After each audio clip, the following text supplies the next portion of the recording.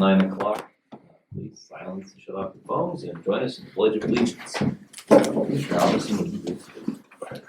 pledge allegiance to the flag of the United States of America and to the republic for which it stands, one nation, under God, indivisible, with liberty and justice for all.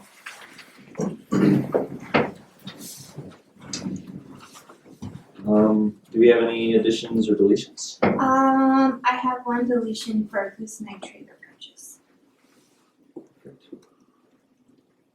All right, so we have some timed items on here, but not till 10 o'clock.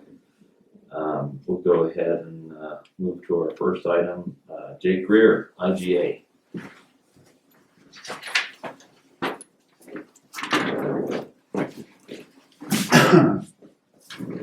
So IGA before the board is a intergovernmental agreement with the Lake County Circuit Court and the Lake County. What that is there's a Georgia court, the treatment court that we have upstairs. There's a statewide specialty court management system that we're expected to use to enter our data in. So then the Criminal Justice Commission on the backside, when they need to pull data, they can just pull that data out of that special court management system. In order to have access to that, we have to have an OJD, or judicial department partner on our team. So we have, it was Deanna Murphy, and she took a different position within the court's office. Now it's, I believe her name's Brandy, I can't remember her last name. She's in that position. So what we do is we pay for 8 hours a week of her time through our grant funding, through our court grant, for 8 hours a week. So she has some treatment court at entry for us. And then in the agreement, when the money's gone, the position, that 8 hours is gone. So there's no financial liability to the county whatsoever. It's just through our grant process. We incorporate. It's just under 36,000. I believe it's $35,975. And that was for fiscal or biennium 19 through 21. We'll be renewing that for 21-23 once everything's said and done. We don't know the amount of money we're getting yet, so when that's all said and done, I'll be back before the board for 21-23. Currently, we have an MOU in place. For whatever reason, the court wants to do an IGA now instead of utilizing the MOU that we currently have in place. So all this is doing is replacing the MOU that we already have. We already have an agreement with them through an MOU. Is there a reason why they wanted to go with an IGA instead? What's that? Was there a reason why specifically they wanted an IGA? State, I imagine it's not upstairs, it's the state. Yeah. So that's usually how they like to operate is on IGAs as opposed to MOUs. So we've been doing it for the last 7 quarters. So we're working on quarter 8 right now of our biennium. So but it's changed. It's just an IGA. So this amount of money, let's get used up by June 30th. Yeah, we've already budgeted.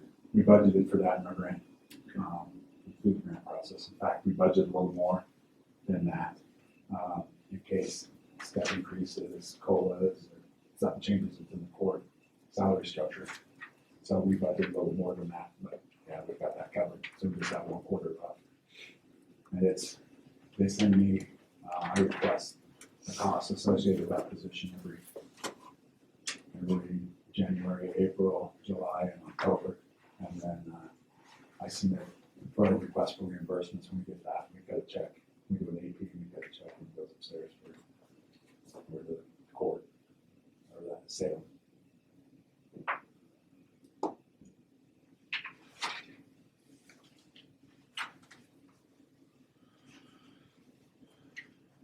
Any other questions?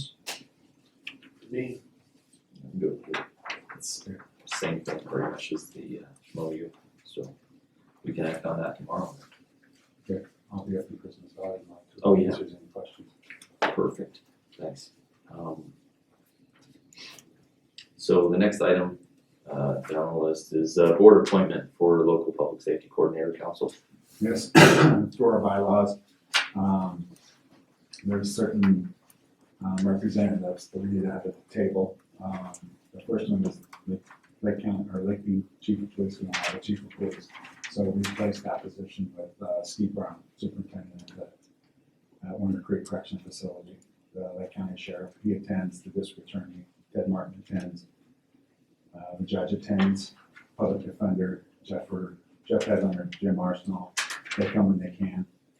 The Director of Community Corrections, the County Commissioner needs to be appointed. So historically, it's been a liaison that attends, but I've asked that all three of you attend when possible, when it fits your schedule. All three are invited. Director of Juvenile Services, Director of Public Health, Ms. Clark attends. Director of Mental Health, Trace Wanger attends. The lay citizen position appointed by the Board of Commissioners, that's what we're here for today. City Council, Mayor, City Manager, usually we have Sandra Wetzel and Mayor Turner attend. State Police, Scott Hill generally attends, but he's out on administrative leave right now. Representative from Oregon Youth Authority, it's hard for Robbie to come over from Medford for 1 hour lunch meeting. So he tries to get here when he can. And we're trying to work some meetings around that we have downstairs in the juvenile department, so he's here when those meetings are held, so he doesn't have to come back over for a 1 hour meeting. And then we have either the superintendent or someone from the schools attend. Katie Hall from Child Welfare attends. We don't have a representative from Commission of Children and Families because that outfit sunsetted several years ago. Representative from the medical community, we have Joe Randall from the hospital that attends. And then we have, it says Director of Crisis Center, we have Gloria Stringer attend, but then also Carrie Magazzini from New Beginnings Up North. And so our lay citizens were I'm asking the board to appoint Sheila Struble. She's a lay citizen, but she's also the chamber director. Historically, we had Dan Henderson from Hayes on our board, on our coordinating council, but he's spread pretty thin. He's involved with a lot. So he asked if he could step aside, and he has. Throughout COVID, we didn't meet. We started meeting. Prior to COVID, Jessica Bogardas from the chamber, I asked her to attend. She was attending.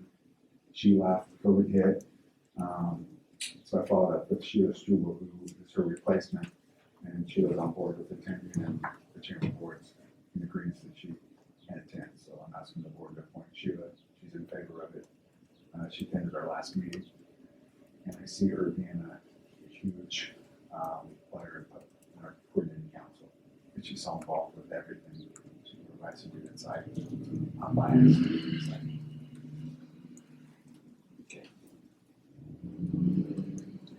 Any thoughts, questions? Sounds good. I think we'll probably be following your recommendation, and we'll just get back on that one. Yep. Thank you, Mr. Greer. Alright, next item, Kevin, Hawk, paint purchase for Climate Cap from Clinton County.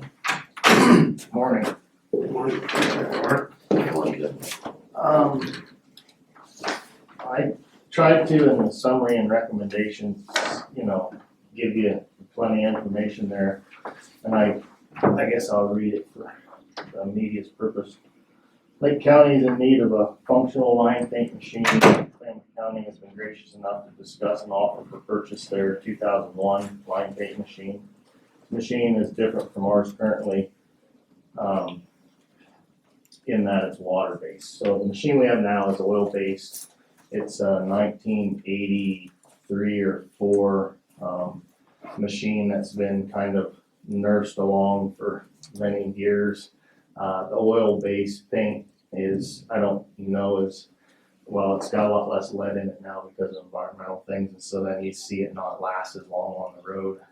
The water-based paint, along with the glass beads, will probably give us a little bit longer life on the line painting, and should result in cheaper costs to buy it. And we wouldn't need acetone. There's a lot of things that we have to buy extra because of the oil base that we use now for cleaning agents and things like that. That this whole process is actually a good thing, even though we're gonna have to spend some money on a new machine. The betterment of all of it is certainly worthwhile.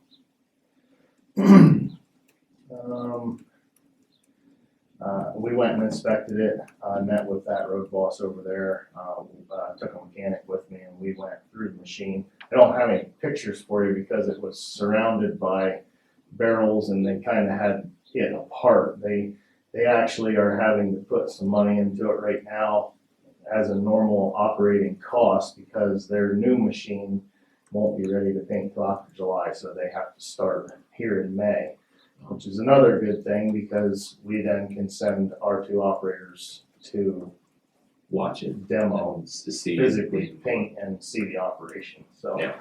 Sounds awesome. In addition, they have, kept this machine meticulous.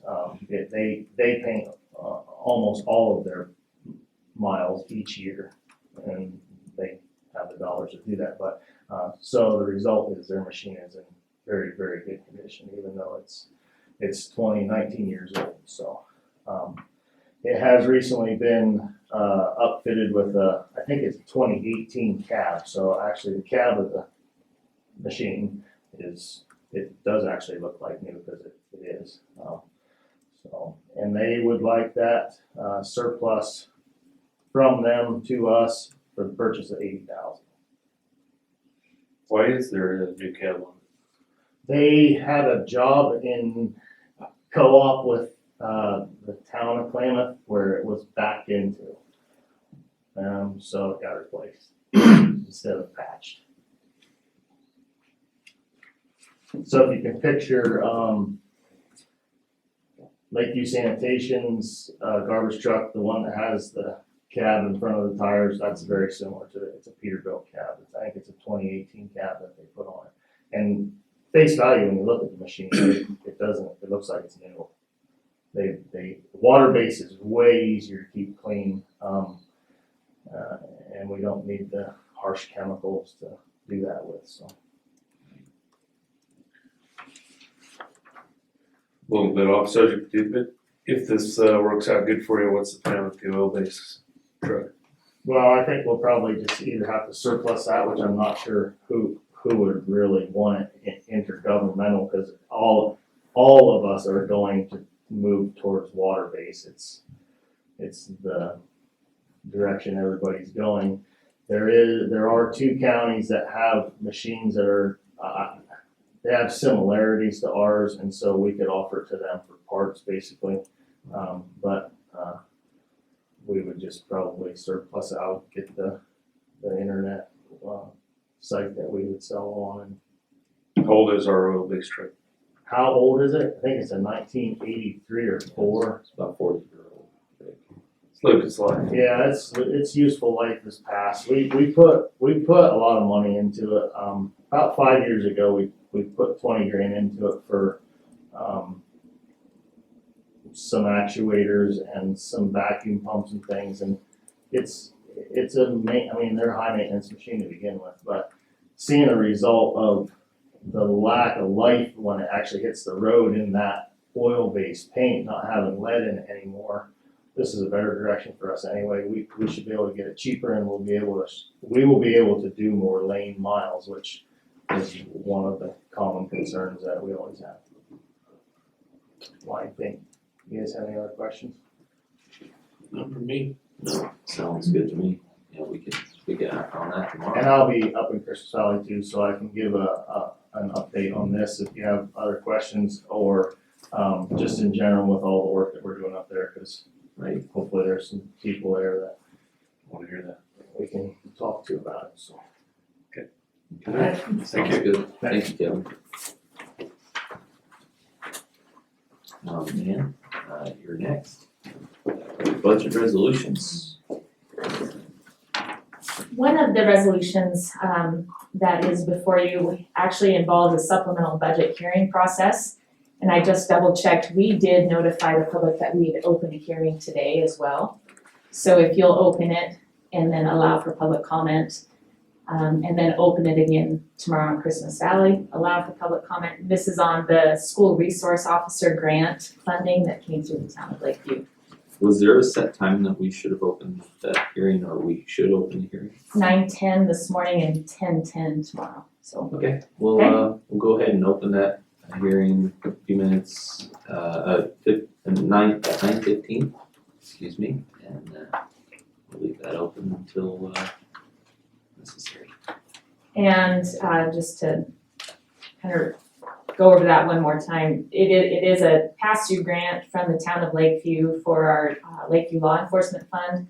It increases those revenues, increases the personnel services, increases materials and services, and also capital outlay. So the grant program funds quite a bit of that position and then equipment along with it. So Okay. after you have the hearing tomorrow, and you consider public comment, then you can pass the resolution. Okay. If that's the direction. Wait, did you say it was 10:10 or? 10:10 tomorrow. Okay, 10:10 tomorrow.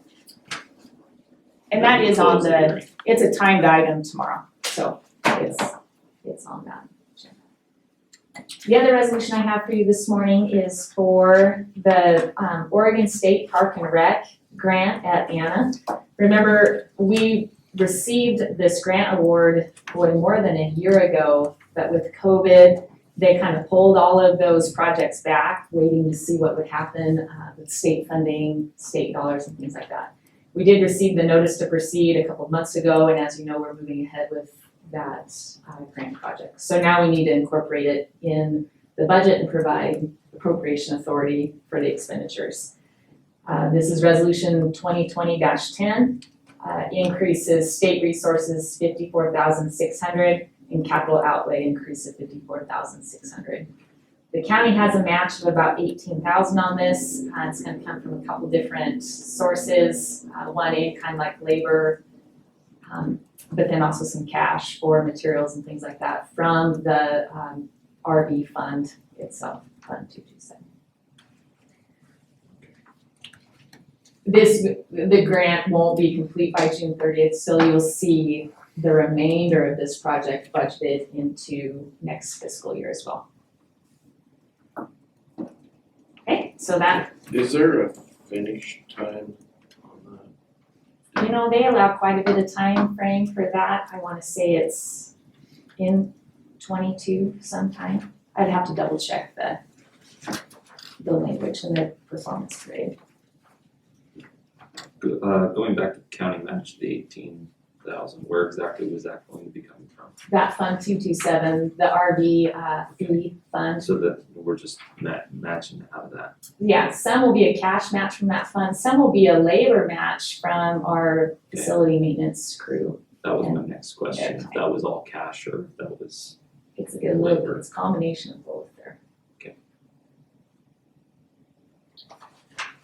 Last week, I thought I might also give you an update today about kind of the status of the 21-22 budget and some real big unknowns and uncertainties. But after I had a phone call with NACO, Jonathan Sheffield, last week, he provided some insight on PILT payments. He would say that if he were in my shoes, he would budget, PILT. He said that program's been heavily supported, bipartisan, for decades now, and that is the case. And it's really well understood. So he feels like support for that will come through just like always. And they do not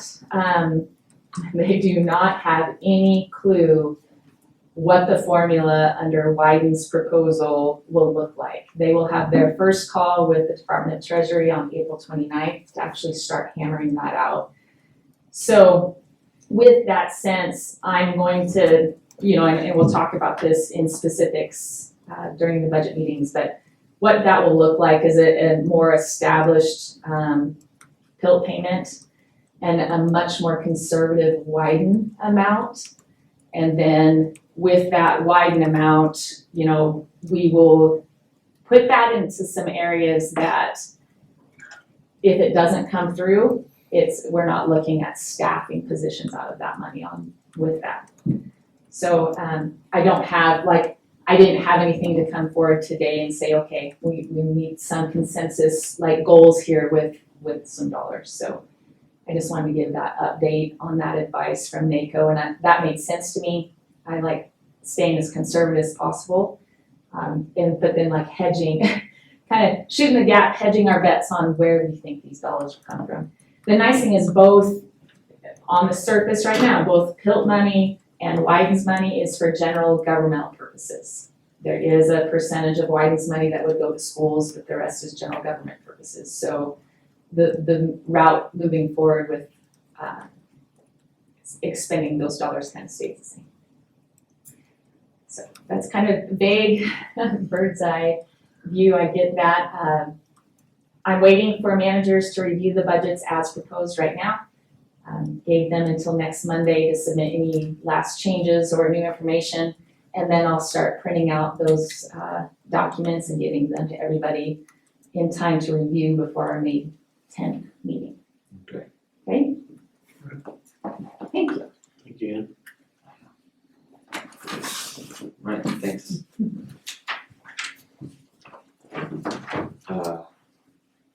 Nikki Elves, is she available? What? We can just, we can move forward, do you have somewhere? I was just gonna have Ronnie come up and kind of give us an update on what you're down on Friday or Saturday. Yeah, we can do that, and we'll just give. Sorry to put you on the spot. That I froze. No, You did good. It was funny, I welcomed them. okay. Wow. Alright. Yeah, that was funny stuff. So for the deal on Saturday, yeah, I testified in front of Ways and Means via Zoom. On And 3173. 3173, yeah. Which is eliminating the cap that's been put in place a really long time ago, and also a facility study of all the fairgrounds, which would be really cool to begin addressing those issues. But The cap of 1.53 million yeah, for county fairs. yeah.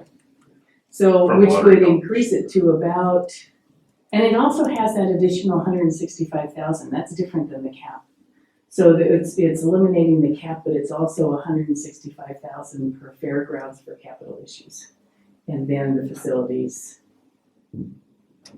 analysis, or whatever you want to call it. So it had kind of three prongs to it, but originally we had about 3 minutes, and then at the beginning he shut it down to 2 minutes and said, when you hear the thing, we're cutting you off. And just threw me all off. I welcome all of you. I was like, oh my gosh. But anyway, I know it was bad. But I did say my piece, and it was really good. And there was, I think 3 or 4 other fairgrounds that testified also specifically for fairs. They didn't allow any public officials to testify at that particular one, but but it was good. It was. Well, you should have been there. It was funny. Anyway, but what I really came for is just if you had any questions on the whole fee increase thing. If we've gotten there yet. No, Oh, okay. So that's kind of just what I came for in case there was questions on that. not at the moment. If you Okay. wanted to talk to us later, I don't really have anything in front of me. Oh, Well, yes, you do. no, I do. Yeah, I do have. Yeah. Sorry. We have a fee hearing for that. Yeah. What time is that? What time is it? 10:30. Oh, okay. 10:30. Okay.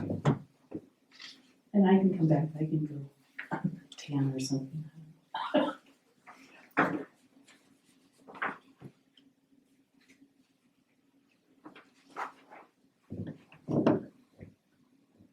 I don't really have anything, I don't have any questions, but, Okay. I'll probably wait till 10:30 to open Okay. up the actual hearing. Okay, no problem. I can come back. Do you guys have any questions? Well, I'll have some questions. You want to hold off till the hearing? Okay. Let's see if anybody has. I'd like to know how you came about the numbers. things like Oh. that, Kind of Which a, we can maybe Yeah. discuss. yeah. It's here in the back. It's, Yeah. Okay, so I'll just be back. Is there anything I'm gonna be interested in the meeting? Okay, of course, of course, yeah. okay. So Nikki's tied up. Yeah, okay, So this is just for our new credit cards that we got last week. They didn't want to give them out yet without like an agreement in place for the cardholders to make sure that they are responsible with them. So it's similar to the other one that we had for the Broadband cards, but just for if you guys have any questions.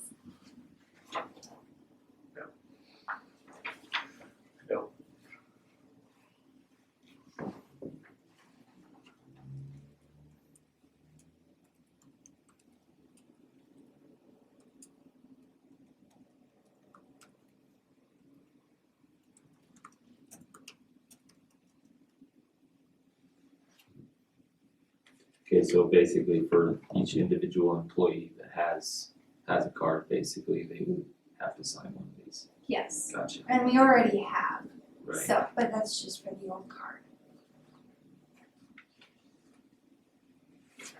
Okay. Alright, any other questions? Alright, we can move on to your thing, Melanie, with the ODOT easement. Okay, so this easement is for this corner over here between us and the Burger King. They haven't surveyed this one over here yet, so we'll probably have another one of these. They're proposing $750 for the easement, and this is for their class action lawsuit bringing the curb ramps up to ADA compliance. Okay. So is it everything from here going that way, basically through town, or, This is just for this little corner right or is here. it just for the corner? Yeah, they haven't surveyed the other corner yet. They Okay. should start doing that. They've kind of been slow on it with COVID. So they just surveyed a few corners at a time, and that's just for this intersection right now, for our piece of the corner on the Oh. intersection. Okay, The town has no role in this? Well, I don't know, I shouldn't say that.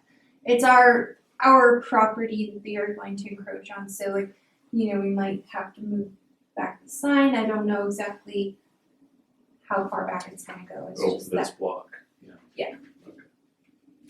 But we also had to sign an easement for that corner, Yeah. 395 and 140 over here. Yeah. And so I don't know why the county does and the town doesn't, but, that was our property too. oh yeah, because it was, It's a Yeah. foreclosed tax copy lot. that.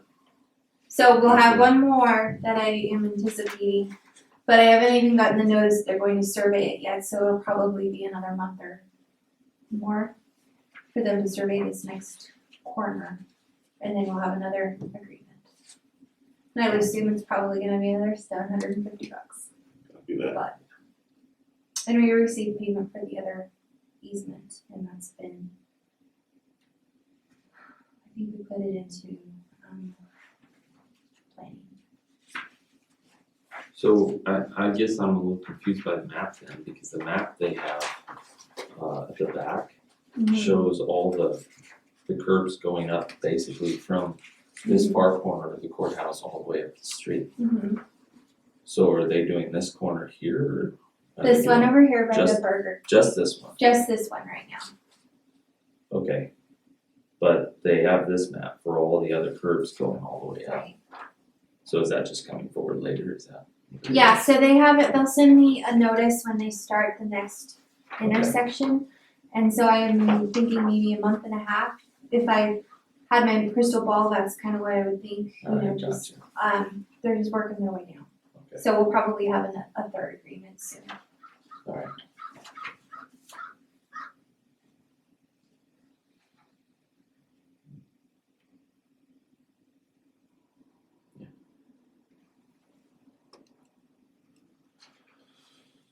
Okay, sounds good. I'm just looking for where it actually specifies that, well, I guess it does right there, parcel one. Yeah.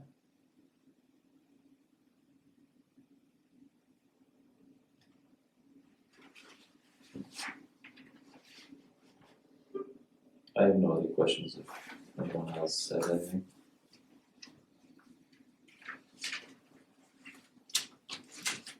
Okay, we can move on to OHA agreement ratification. Or I guess it is actually, hold on, yeah, we'll open up that hearing at 9, is it 10:10 or 9:10 that we have that hearing?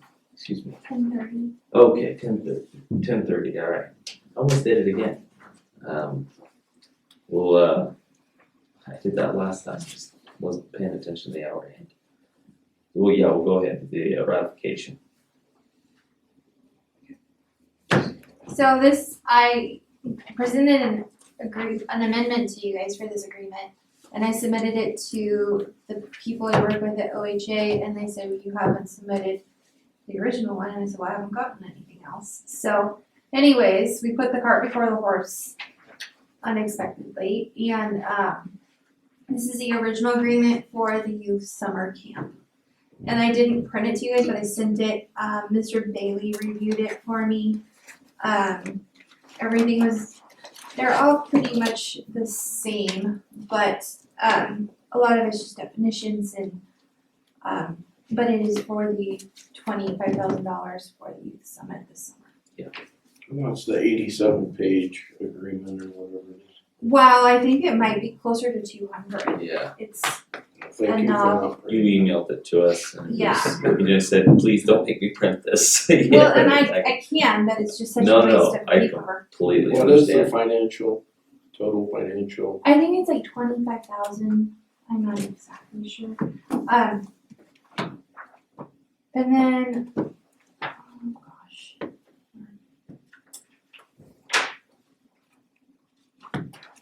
Guess we'll probably need to know that tomorrow. Yeah, Well, I already signed it because you guys said I could. well, So I just don't remember the number off my head when I looked at it. I I didn't see can any look that up issues. for you guys. Okay, thank With the approximate. you. What is the number on that? That's 166046.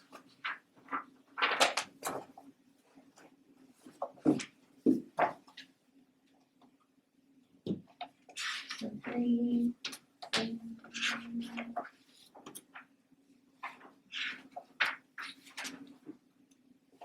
I guess if I don't look down on the bottom, okay, that's it. I didn't know what you needed it for, but yeah, I was gonna say it's on the bottom of your page, but I figured I'd just give it to you.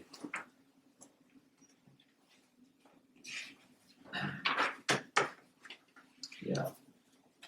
It was pretty.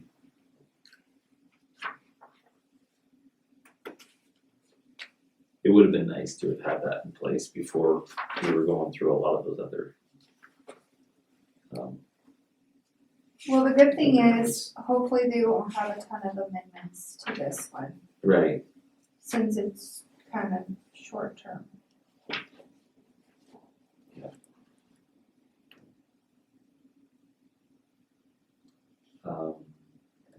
So I'm looking through, the financial section of this, Mark, and it's not for an amount, but the other one is for $25,000, the first amendment. Thank you. Thank you. Sorry. No financial gain. okay.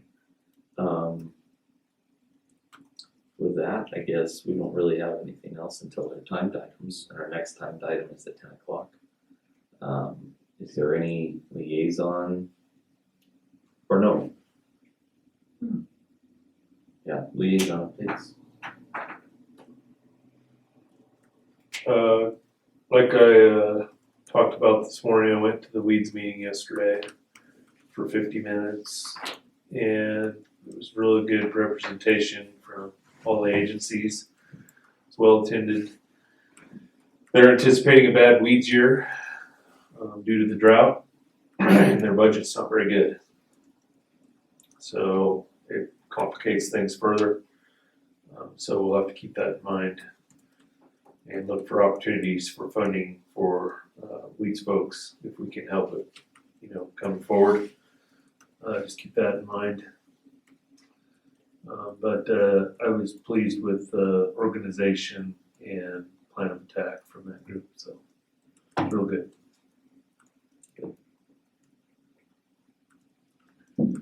Do you have anything, Commissioner Albertson? No, Ronnie pretty much Yeah. said what I was gonna say. Well, I do have an update from our fire defense board. We met last night in Summer Lake. We went over the proposed ordinance. There was a few changes. I went back and forth with legal counsel on a few things. And I'll basically be getting that updated draft to you guys. It's mostly just wordsmithing and just making sure that there's a good solid process in place for once this ordinance is active. We are going to add in some additional language in enforcement and penalties, saying that nothing in this ordinance shall prevent a fire agency from billing for services rendered. And the reason we did that was, it's one thing to have the violation of the ordinance punishable by a fine of say $1,000 or having a Class B violation, whatever it might be, but you still don't, that money doesn't necessarily go to the agencies that responded, and it doesn't cover the cost that was incurred by the agencies that responded to put out those fires on the unprotected lands or anything for that matter. So basically, in essence, you not only may likely get the fine for a violation of the ordinance, but you're also looking at being billed for the services rendered as well. So, or not billing for it. I mean, it's up to the individual agency, and we're dealing with multiple districts, and so you can't have a fire chief, and we talked about this, a fire chief from another district, say, coming and trying to enforce the ordinance and presenting penalties and everything in another district, which he's not in. So, but if he has to respond to it, however, and he ends up responding to a fire out of his district through mutual aid, they can bill for those services. And so, Is there a permit process where somebody can get a burn permit? yeah, we have a whole section under exceptions, and there is a permit process. Burn barrels will be allowed. There's a whole, it's going off of code that's pretty, it's specific but it's well rounded for burn barrels and all the different exceptions that you're allowed during that hot part of the year. There's also an exception for 4th of July celebrations. Personal use of legal fireworks are permitted between June 23rd and June 11th and July 11th with appropriate precautions. Commercial firework displays are allowable through a permit process, of course, with the Oregon State Fire Marshal's Office. Burn barrels with 25 feet of clearance of combustible vegetation and or materials, conditions which could cause a fire to spread within 25 feet of the structure shall be eliminated prior to ignition and must be monitored with metal screen cover of 1/4 inch holes or smaller. Water source must be present. And there's a lot of things that just kind of lines out what those are. One of the things that we did change a lot of in the first portion of it was just really getting down to the trigger point of when fire season is declared. So I'll just read the very last bit. Therefore, be it ordained by the Board of County Commissioners for Lake County, Oregon, this ordinance and countywide burn ban shall take effect immediately upon the declaration of fire season by ODF. However, there is language in there where the county reserves the right and the ability to put this ordinance into it, because it's our ordinance. We can put it into effect with or without that declaration, or upon the recommendation of a fire defense board. And we can end it as well, because it's still our ordinance. So, other than that, I'm just gonna be making some of those final changes. But the fire defense board recommends that we adopt this ASAP, with the changes that they all had in mind. I'm not approving anything until I get to see it. Have you not seen any of this yet? Before I became commissioner. Okay, yeah, right, no, I mean, we can't approve this anyway today, I mean, it would be, or tomorrow. We have to go through a whole hearing process and everything to adopt the ordinance. But,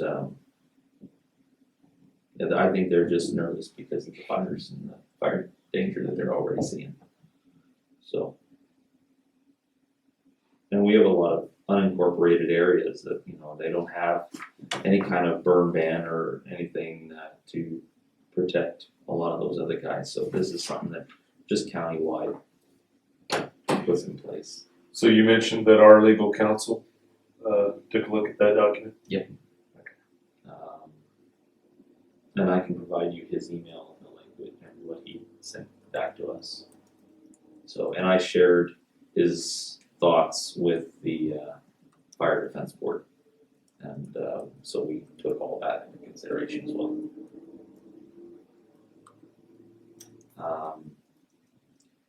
Other than that, I don't really have too much, so if you guys don't have anything else on liaison updates, we'll just adjourn until 10 o'clock. Our next timed item with Annette Levy from Regional Solutions for the committee participant.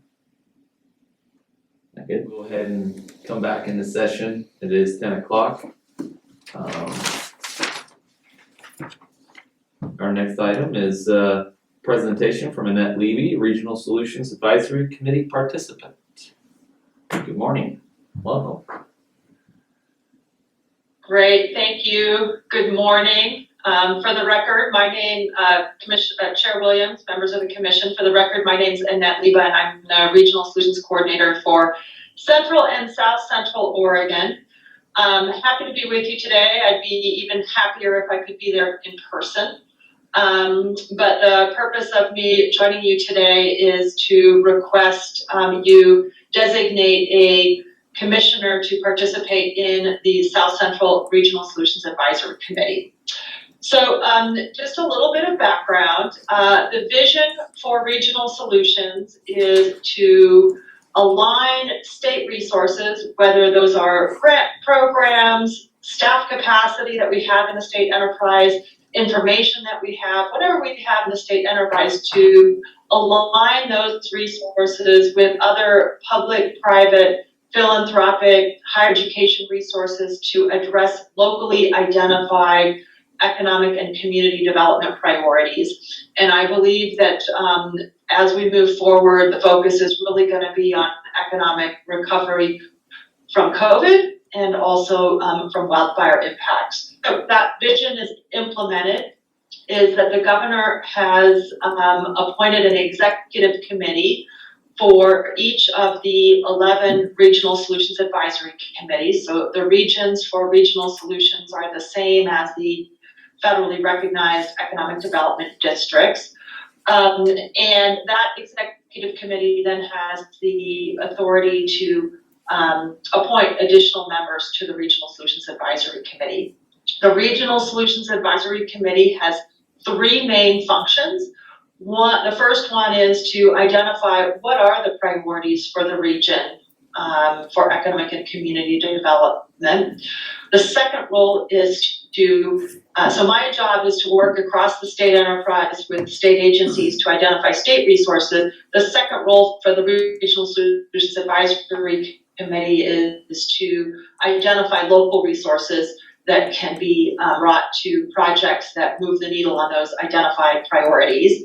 And then the third advisory committee is to identify priority projects that we seek funding for from the legislature for. So the governor's recommended budget for the upcoming biennium does have $40 million for the Regional Infrastructure Fund, which is how we have funded Regional Solutions Priority projects.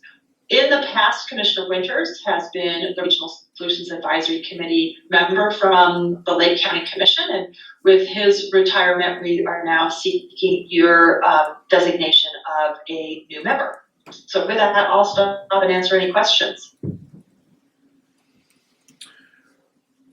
When you say priorities for the region, are you talking Central and South Central Oregon, or are you talking the Northwest? Region 4.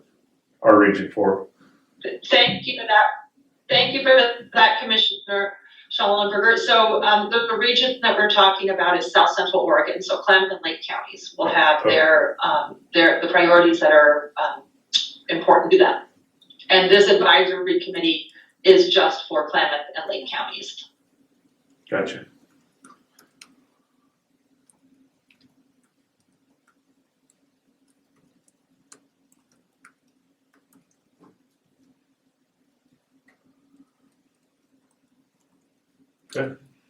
So,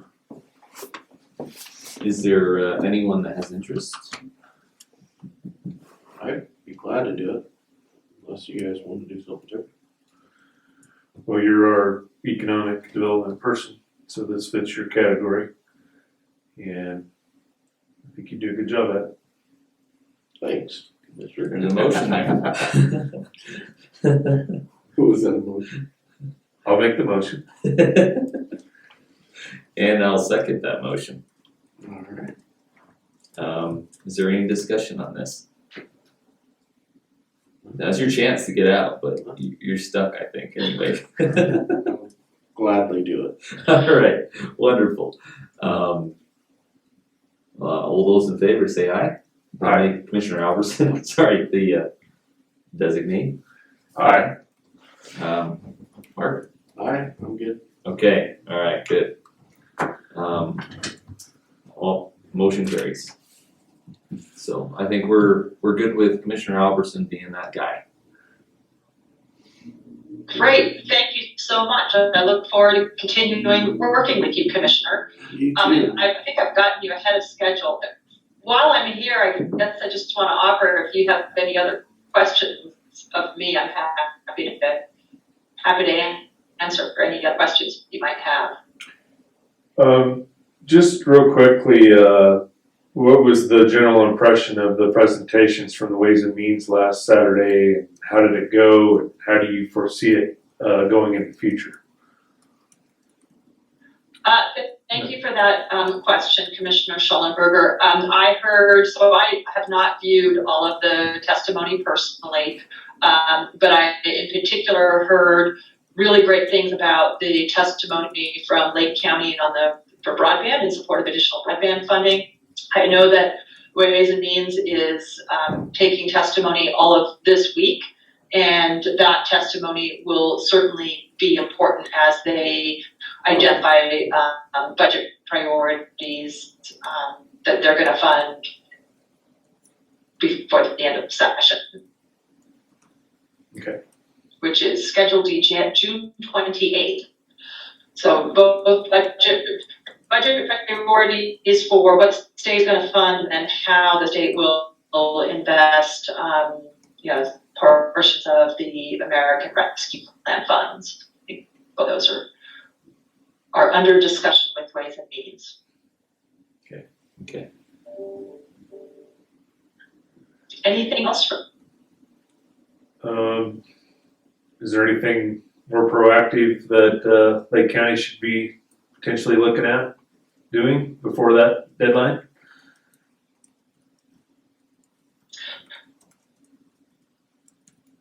I know, thank you for that question, Commissioner Schallenberger, and I know that, the correctional facility is very important, so I don't know if you have submitted any testimony related to that issue, but this would probably be an opportunity to do so on that budget item as well.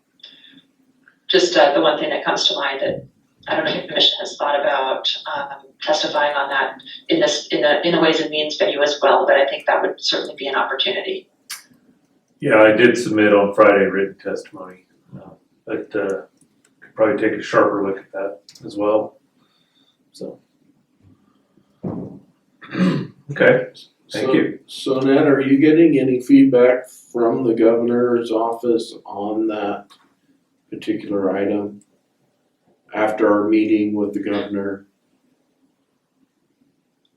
Thank you for that question, Commissioner Albertson. I have a meetings on my calendar with our team and the governor on Friday, to talk about follow-up.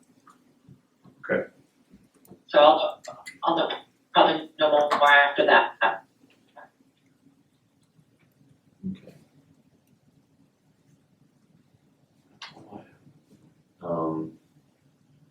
When are they gonna let you out where you can come back down to God's country again?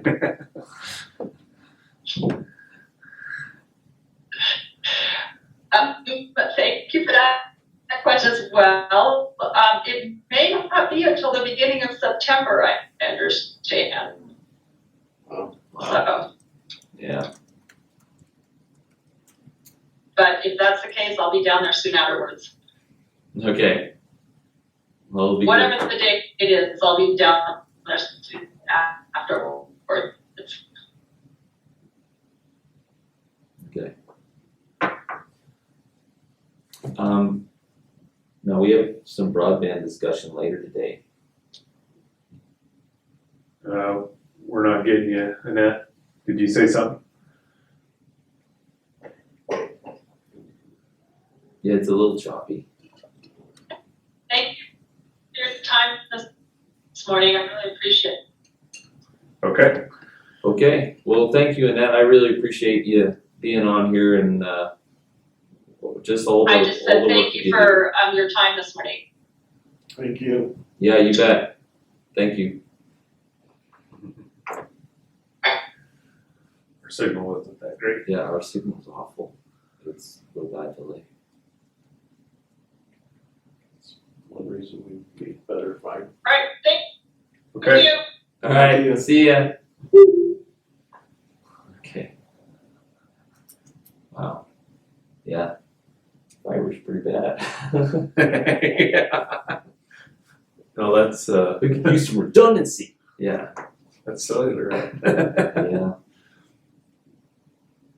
So, okay, now we do have, I have,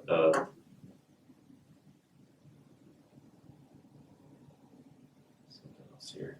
Just real quick off topic. Has anyone else been having any issues with the phones lately? Yes, they're working on it. Okay, the clicking sound? The clicking No. in the phone? So like, we've had issues getting incoming calls from Christmas Valley, that area. Like, I've gotten a call from a guy last week, it was like every other word. And then if you look up on the register, like the caller ID, it doesn't even register. So the phone company's not sure if it's like something in the building, they checked that out already and didn't see anything apparent. Or if there's something going on with their phone system up there. Like on the towers or something maybe, or? I could only speculate. It doesn't appear to be here in the building, Right. the issue. They're thinking it's up north. Okay. There's several departments who have had this same issue.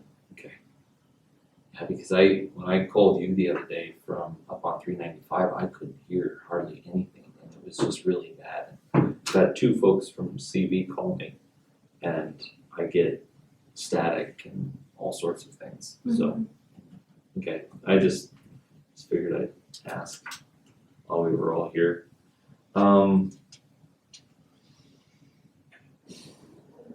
Again, now we're running out of things on the agenda, because Ronnie won't be back until, wait a second. Oh, Ronnie's here. Yeah, but this is a public hearing. It is, we still have to wait till 10:30, so. We're just too dang efficient, I guess, we're just kind of knocking these things out. Is there anything that we've talked about this morning that anyone would like to go back and have some more discussion on? If not, I'll just adjourn for the next 15 minutes. Recess. Or recess. Thank you, again. I keep doing that. You could do the other hearing. Did I not open that one already? You opened the supplemental one, but we closed that. Unless you're anticipating somebody to come in. Yeah, I'm not. I had a note on here just before I fully adjourn that I would Okay. adjourn that hearing. But, I have something I can bring up if you want. okay, So. I'm not sure about this. No, the commissioners do it every year, they're really supportive. It's for the 4th of July fireworks. So standardly, every year, the commissioners give $500, last year they gave $1,000. I just got a commitment from the town for $1,000, so I would kinda like to ask you guys for $1,000 too. We plan on having the Bulls and Broncs this year again. Don't know about all the lawn activities in the day, only because of the sanitation with the bounce houses and all that stuff. I don't know if I can find enough volunteers to keep those up and going, so, but we are doing the Bulls and Broncs and all the evening stuff going into the fireworks. Okay. So I can be making my formal request Alright. for support for the fair, or the fireworks. What is it that we typically give for the fireworks? I Well, think last year we gave a little bit more than normal. you gave 1,000 last year, and the year before that was 500, because usually you give 500 to us and 500 to North Lake.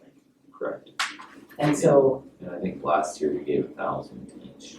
yeah, could have been, because I know you gave 1,000 to Whatever me. we get, we need to do the same. Right. Yeah. Yeah. Okay.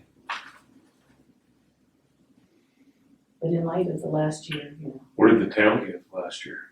they gave 1,000 also. Good. Yeah, they upped it too. We all did. And they upped it again this year, they kept it at 1,000. In talking to Michelle and I got it via email. Approved. So the pressure's on, huh? Okay, alright. Well, no, I just mean, I know it's committed. Yeah. Now, so. And the fireworks, just the fireworks usually cost, we keep it right under 3,000, so that we're shipping and everything, it's right at the 3,000 mark. Last year, I think it was 2,900, something like that. And that's about a 28-minute show, is what we have it down to. Cause 42, my first year, was a bit too long. They kept getting up going, is it over, is it over, and then more would come, is it over, is it, yeah. So we reduced it. It was fun though. That's a good call. Yeah. Any thoughts on that? We'll take it into consideration, I guess. How's can we ask other questions? How's the master plan coming along? I just checked with them and they're waiting for, they have the first conceptual drawing done, ready to send, but they're waiting for, is it Northwest Economic? They do the feasibility part of it, the economic feasibility part of it. They're just waiting for their updated report. And will this have the RV park where it currently is? Yeah, I called them as soon as we got those dollars and said we need to leave that as is. Copy. Yeah, because the fair board didn't, none of the fair board wanted it moved either, so. Yeah. They want it left in place. So, I did talk to Jason about the carnival, putting it over in the other parking lot. And I haven't even mentioned that to 4-H, they weren't for that at all. They weren't. No, they don't want to use their parking. But.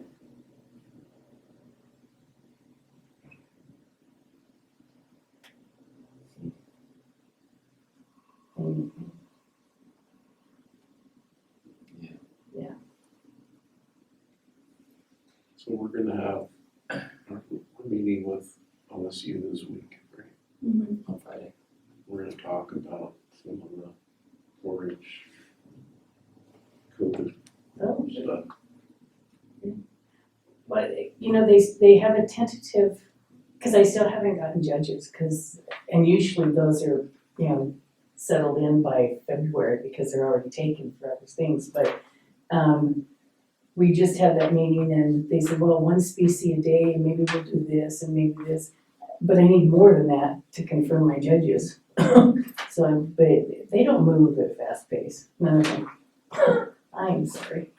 They just, So oh, will well, you tell we'll get these to that. guys, tell the board why their plan with that, having one animal species at a time Oh. doesn't work with the judges? Oh, wait, what? What was the last part? How it doesn't work with the judges, trying to get judges, otherwise you have a judge that has, Oh, yeah, so standardly, because they kind of, however they set up their schedule, anyway, with the motive behind it, but there's always a day, a total day, down day for one or two of the judges because of the way they wanna hold their awards ceremony or they wanna do this and I've had judges leave saying, I'm not staying an extra day for nothing, and then judge for 2 hours the following morning. So I asked them last year, and we were kind of working on it, but then everything happened and we didn't have a fair, so, we started it again, and Brianne, anyway, her thought, because they're still under the education stuff, which is a lot more stricter than normal stuff, are thinking of bringing in one species per day, doing all the judging shows, all that kind of stuff, and then hauling them out, except for Paisley and North End, they can leave livestock at the fairgrounds. They also want to close off the area so that public can't be in the fairground, in the barns, because they have the whole indoor occupancy stuff that they have to comply with. So anyway, that's what they're trying to work out. And so that kind of means that the sale would still be, I can't imagine it being a live sale. It would have to be set up like it was last year anyway. Video. So I'm just kind of waiting for some confirmations. Is there a plan A, a plan B, and a plan C? There is a plan A. The plan A is the one species per day and hauling in and out. That is plan A. Plan B is, starting a day earlier and doing the same one species a day because there's a large number of hogs and sheep are kind of the really big ones that they question whether or not they can do them in a day. And then plan 3 is pretty much virtual looking. There's no have everybody there at once. No, They've totally ruled that out. well, according to our last meeting, that wasn't even an option. And that had to do with the guidelines that OSU is under because of education and people can't be, they can only have, because the barns are considered indoor, even though they have airflow and all that kind of stuff, they're considered indoor, so there can only be 40 of them in there at a time and the kids wouldn't be able to schedule that. I mean, it went on and on. And it would probably be somewhat of a hassle, but I think it's doable. They only have so many volunteers to work with too, so.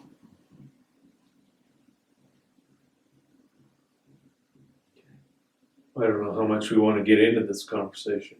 Yeah, I don't either. I was just thinking of that. Can you give us some generalities of what OSU's contribution is to the fair these days? To the fair itself? Yeah. Just their livestock program. OSU extension. They, Does that come with money? Does that No. come with no, in fact, leadership? What does it come with? evidently way back when, because I remember it from my oldest daughter when she was in 4-H, she had a pen fee on whenever they sold, so they had a pen fee of $5 or whatever it was. Anyway, over the years, and that used to go directly to the fairgrounds to help with repairs, maintenance, that kind of stuff. But evidently over the years, that's gone. And so there's no monetary giving to the fairgrounds whatsoever for anything. And we had approached after, not last year's fair, the year before that, we had approached the sales committee and had said, well, what about because a lot of the fairgrounds get a percentage of the sale. you know, that goes through the livestock market. Some get 0.5%, some get 1%, some get more. So we presented that idea and we presented a pin fee again, and sales committee said they'd get back to us, but we haven't heard a word. And then last year happened, so everything kind of got put on the back burner. But So what is OSU's prime role in the fair? 4-H FFA, just the livestock portion.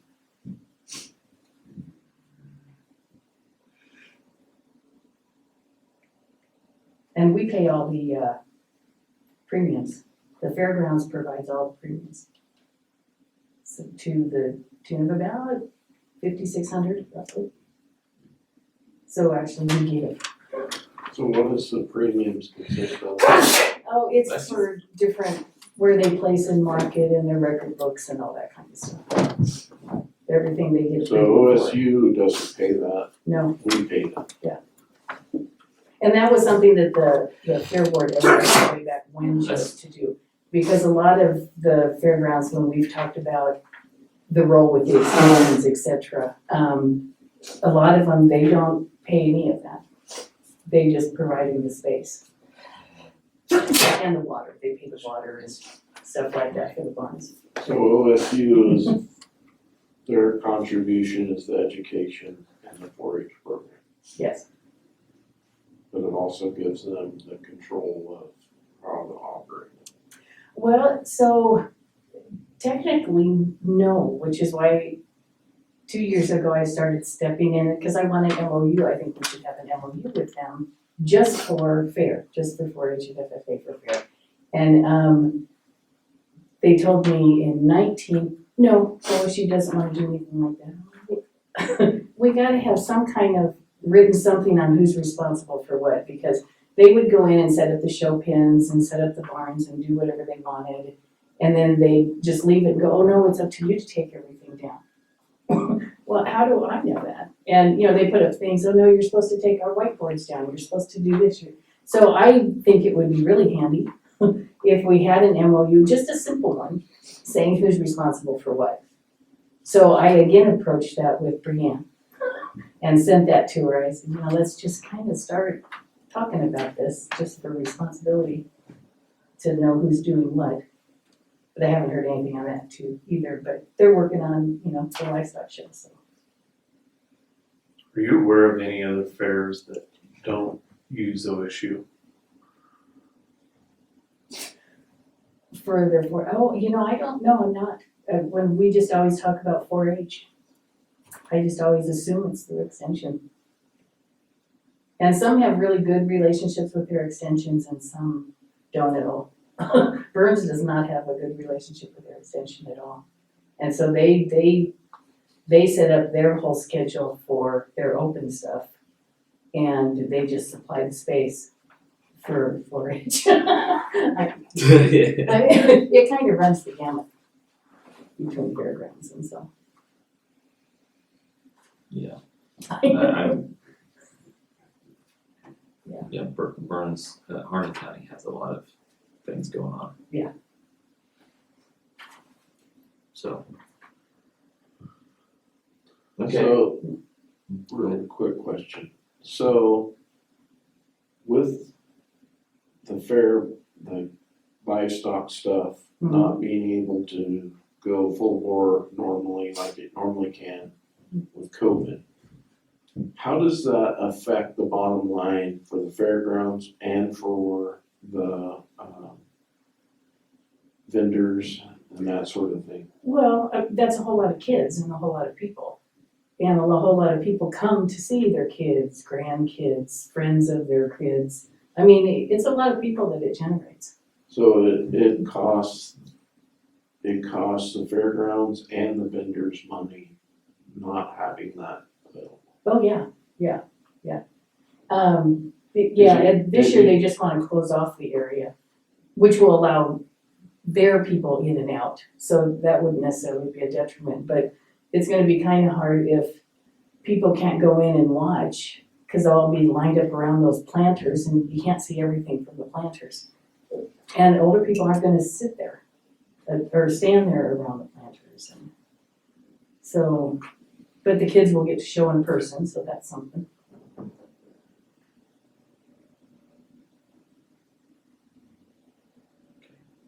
Yeah. Alrighty. Yeah.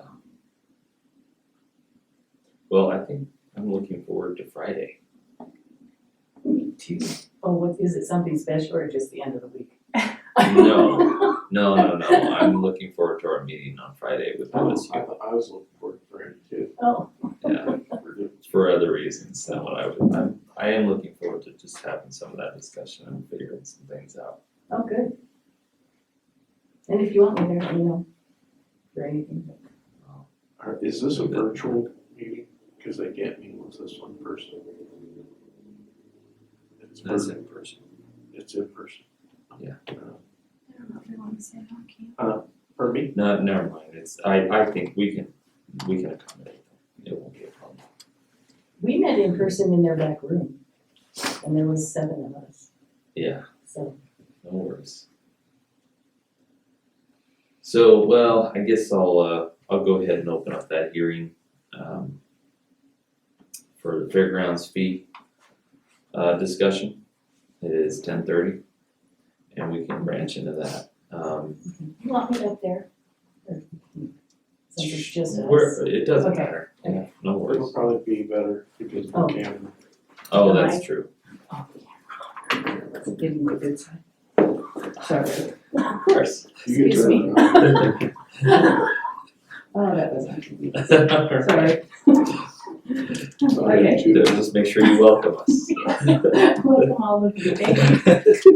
I know. I don't think I'll ever get over that. No. So anyway, yeah, go ahead. Okay, so anyway, our current arena fee is $100 a day.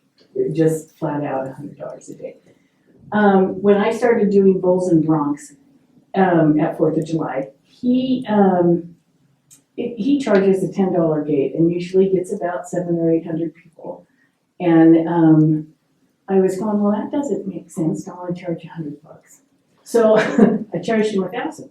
And oh no, he didn't blink an eye. We were still one of the lowest ones he's ever had to pay. And so that kind of got me thinking on this, because to the nonprofits and all that kind of stuff, keep it 100. It costs more than $100 in labor to keep the arena worked up, to keep the track okay, to keep the grandstands clean, to keep the restrooms clean. It costs $50 every weekend. We're kind of booked for the whole summer every weekend. And it's $50 a week to clean the porta potties out there. So we don't make any money on renting the arena. So for profit, I was talking to a number of different fairgrounds, and so they said what they do is for profit. They have them separated kind of too, but for profit, they run the gamut from $1,500 to $4,500 to rent their arena. And those are some of the bigger ones, but even Grant County, even Crook County, they have pretty hefty fees for renting their arenas and for profit stuff. And so what I did is, because they had said, there's more wear and tear, you have to work it more often, there's trash, because nobody ever cleans it up. I mean, even though it's in the contract, nobody ever cleans it up. There's cleaning for larger events with spectators. You have to have the bathrooms open, so you can't just use porta potties. So there's cleaning there. There's supplies. If there's alcohol involved, which in a lot of them they usually have at least a beer stand or something like that. Then you got puke in the bathrooms. It's normal. Fair is horrible. I mean, there's puke everywhere. Anyway, so it's just a whole lot of cost, and so I don't see.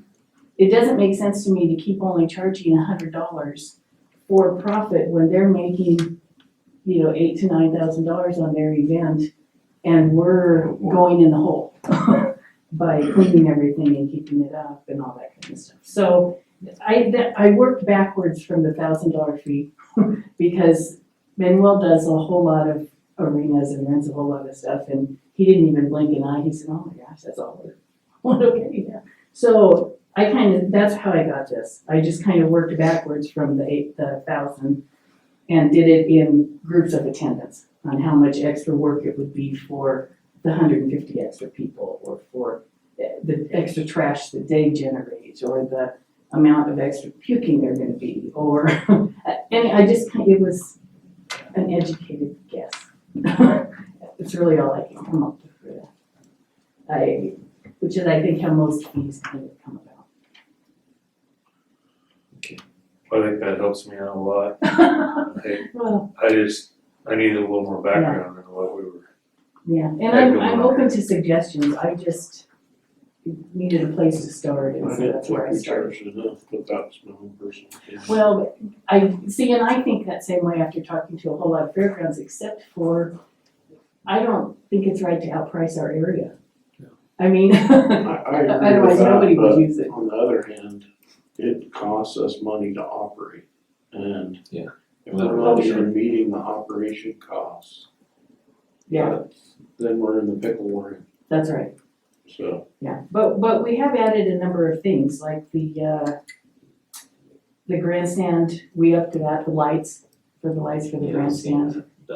We upped that. The trash is going to be a big thing. I don't know of any group that's ever removed their trash. I did have Junior Rodeo last year remove their trash, but they put it all in our dumpster, which kind of defeated the whole purpose of, because then we had to pay to have the dumpster and do that. So I think some of these will help with that. The sound equipment, which I'm excited for, because, I mean, right now the Fair Board takes on that whole liability, and that's the roundup equipment.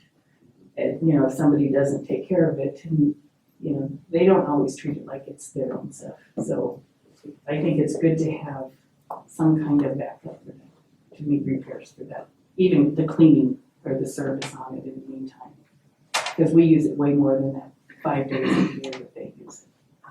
And the dry camping, is that, So the dry camping is basically the same thing. I kind of did well, I've gone to a whole lot of fairgrounds, but I kind of did a survey on that too, and all of their tents and, well, dry camping, so you can have people drive up in their cars and spend the night, and it's considered dry camping also, are all roughly about $15 a day, some more depending on the area, but, and they've all done that, for one, because they still have the cleaning thing.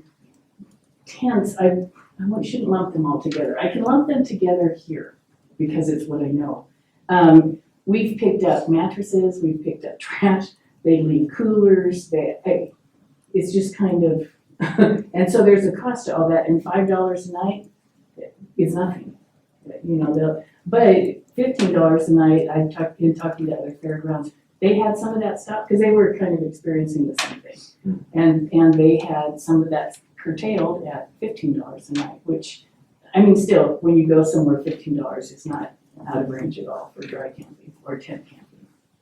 But, so that's kind of where that came out of. Tell them about the people that moved in there, that we Oh, had the trouble chicken getting. So we had and so once you start getting those tent campers, not the particular ones that leave it trashy and all that stuff, not normal ones. Anyway, then you kind of start attracting everything.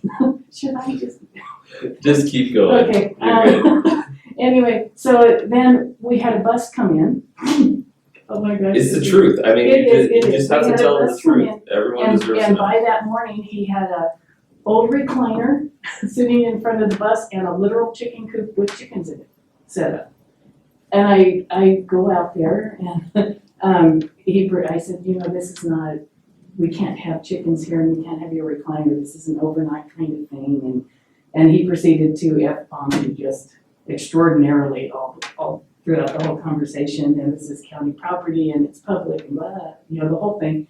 Anyway, and I said, well, no. So we ended up having to get the police in on that one to get him to go. And Didn't that take? that took 3 or 4 days. Yeah. And it just, it's just kind of once you let that be the scene, it just attracts them. And I think really, along with the other fairgrounds, $15 a night does distract some of that. And what happens is you get groups like that come in. Yeah. Well, then all your RV people that were planning a week stay in. Yeah, they go, and they leave. Yeah. And so. and they're paying $25 a night. So, we want them. I think have any ideas? I know that that's the honor system. Yeah, Do you have any better ideas on how we can do that? well, Because we get a lot of people that don't pay. yeah, we do. Well, I just had a web demonstration, whatever those are called, anyway, from Andrew or somebody. Anyway, but his whole thing is he does RV parks online, reserving and payment and all that kind of stuff. And it sounds really great, except for it's $99 a month. Some months we don't make that. I mean, you know, it's kind of ebb and flow. Some months, well, for probably 6 or 7 months out of the year, we easily make that, but the other ones we don't. And so I kind of hate to tie into something like that. And it makes it so that everybody has to pay online. And one of the reasons that we had it set up as self-pay from way before me, but was so that nobody had to be in the office when somebody checked in. They could come in after hours, they could, you know, but I don't know how to do it otherwise, other than an honorable self-pay system. Unless, because we can't lock the fairgrounds, so we can't, and we can't lock it anyway, even if we have RVers in there, because they're allowed to leave at any time. So we can't lock people from coming in. I don't know how else to set it up. Because I've been thinking about that. I mean, it would be nice, because, oh no, I see people in there all the time that don't pay. And the ones that park out on the parking lot side and stuff just for the night or something, they'll never pay. They never come and fill out that envelope. I don't know how to quite do that either. I can't really expect Nick to look out his window all the time and go chase them. So, you know, there should be something left about honor, you know, but it doesn't always work. But I'm open to suggestions on that one too. It would be nice.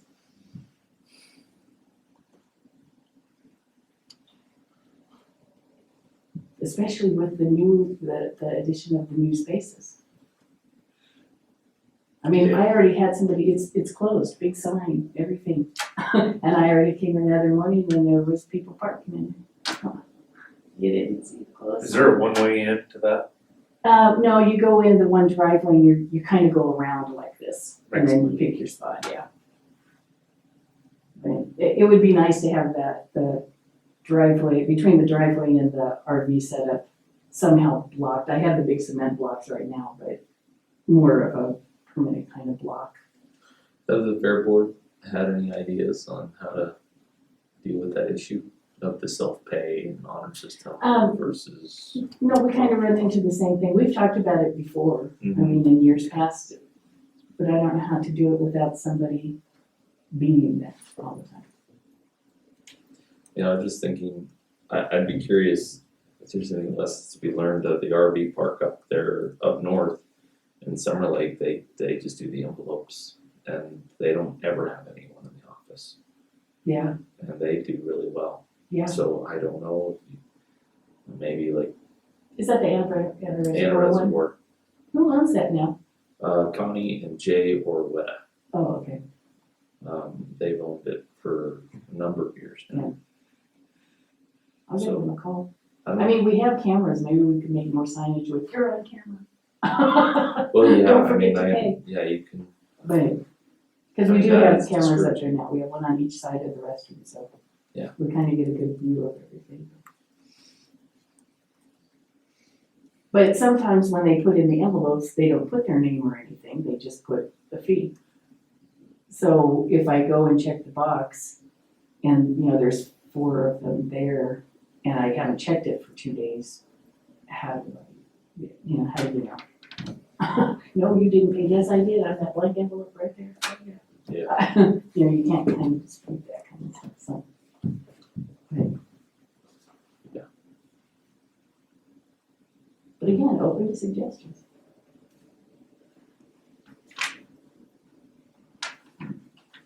But any other questions on these? Not for me. no, looks pretty straightforward and the history really helps, I think, to Commissioner Schulenberger's point. It's good to kind of look at all this. Well, I think, so, this is kind of on a different thing, but it has to do with facility stuff. So with all the COVID vaccination sites, so we were just charging our daily. And originally I thought it was a community benefit thing, so I was just gonna charge them heat. And then Mount Here gets a payment from their health people who booked their things, and she got 35, in the funds that they got for their county, however that all worked.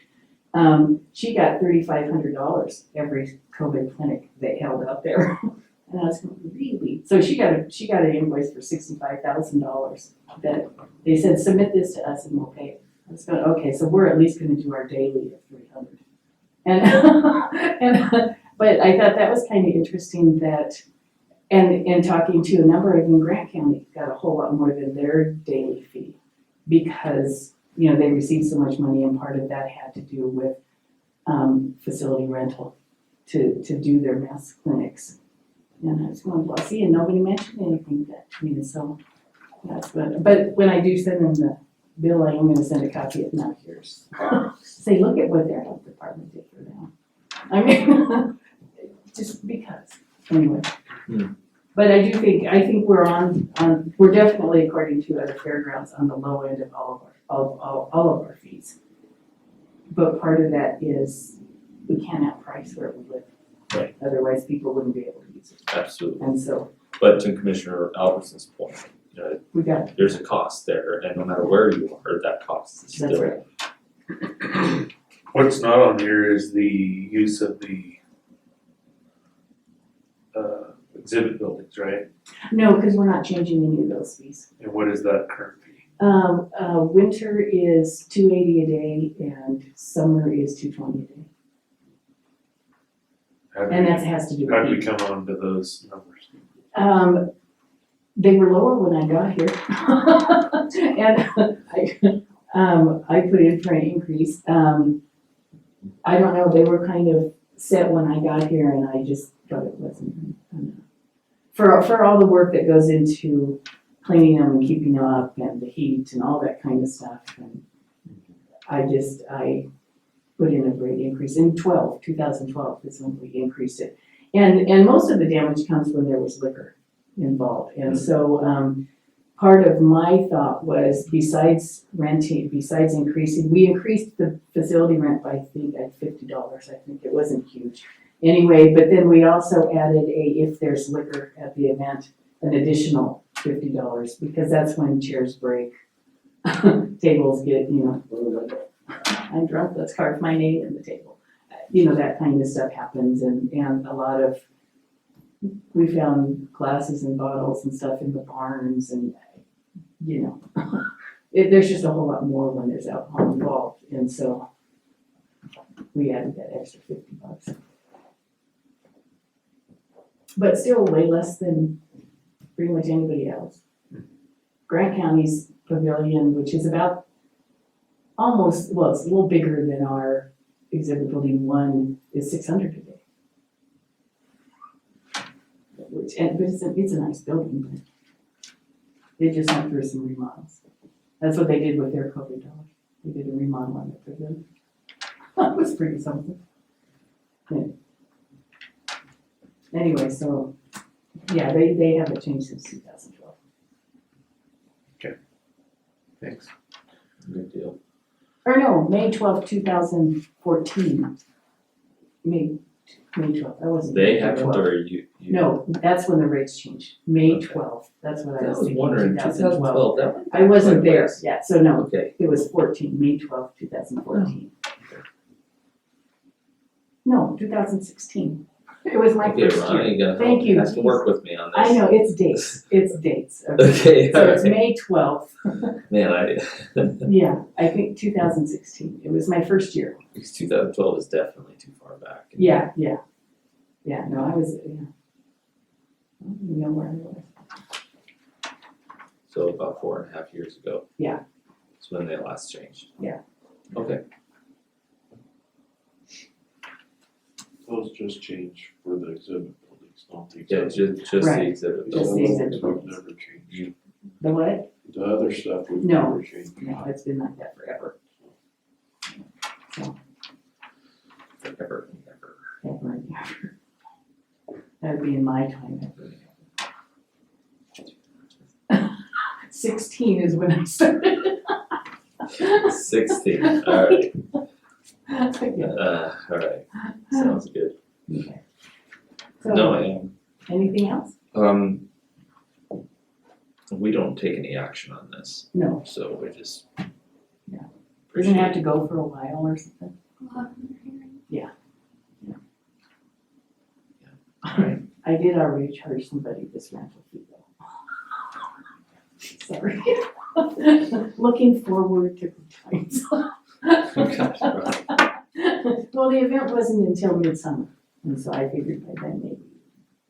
I wanted to prepare them, if it's always lower, that's always a plus, but, okay, okay? alright, sounds good. Okay, thank you. No, thank you, Ron, Thanks, Ron. appreciate it. Oh, yeah. Thanks for doing that Saturday too. Oh, yeah, you bet, no problem. Okay, have a good day. So we got 10 minutes and we're gonna talk about broadband discussion.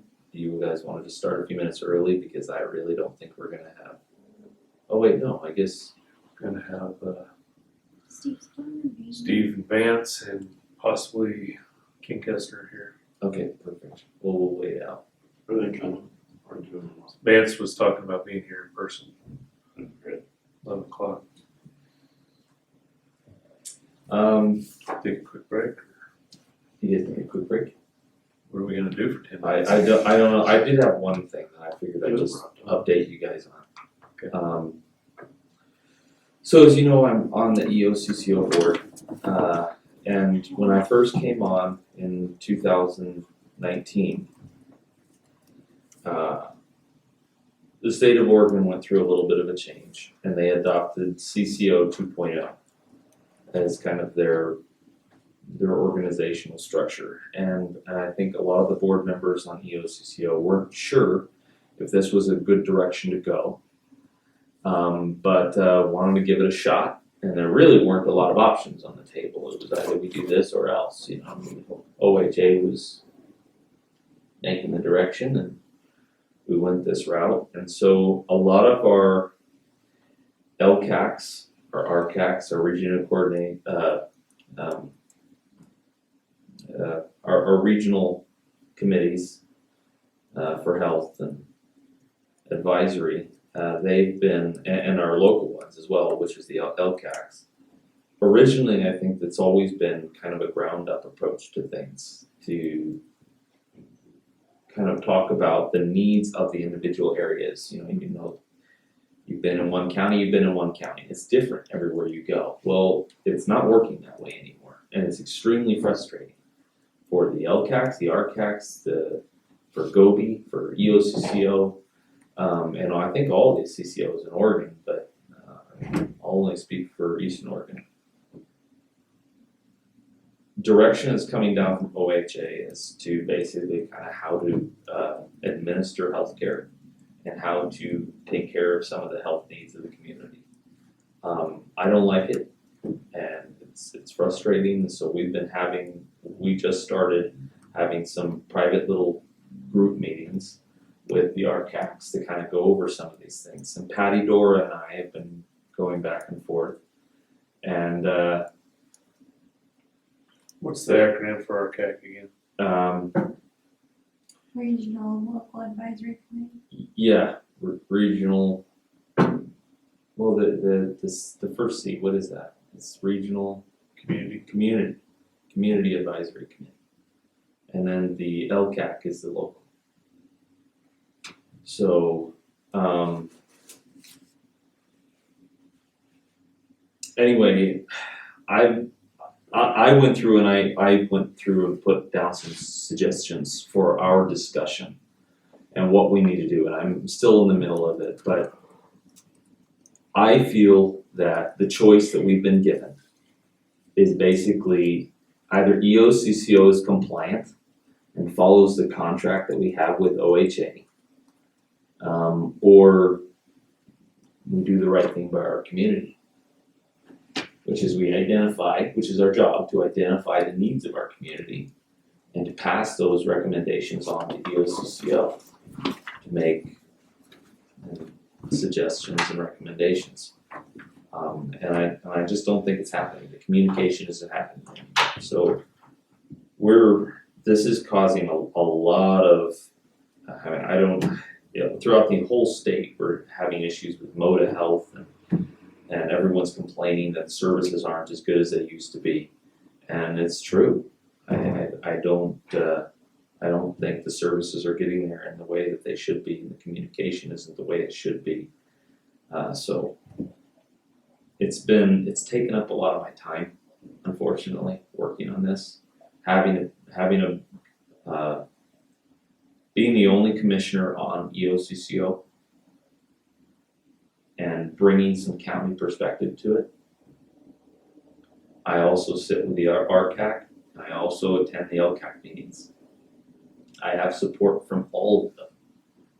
And I think it's just, and I'm trying not to demonize the folks that work at OHA, but the policy and the bureaucracy is strangling the ability to get services on the ground, regulations, the rules, and everything else in order to, they have a lot of, I'm just gonna say, one of their whole things, they want this like 50%, 51% community involvement of the different ethnic and different groups in the community they want on your boards. Well, you start having these boards that have 29 people on them. You can't even get any work done. There's like nothing. And the idea that, like for Lake County, for instance, if I need to have, a person from this category and this category and this category all on our board, if I've only got, say a dozen African Americans in Lake County, how do I force someone from that community to be on that board? And then but if I don't, they say that we're out of compliance. And those are the silly things that we're dealing with. I can't force someone to be on a voluntary board, and it's not as if we're not getting those folks represented. I just wanted to share a little bit of that with you guys because I don't give a lot of updates on that subject, and it's taken up a little bit of my time lately, and unfortunately. So, I think we're gonna basically be kind of running some things up the flagpole OHA, and we're looking for some pretty major changes on a state level. So that's all I got for now on that.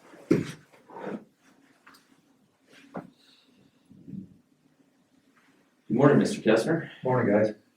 How are you? I think I'm doing okay. Good. About 99% of the task. All right. And you guys? Good. Yeah. Good morning, Mr. Vance. Hi. Nice shirt. Yeah, you like it? I do. Oh, it's you. Better than the duckies. What's that? Beaver's better than the There duckies. you go.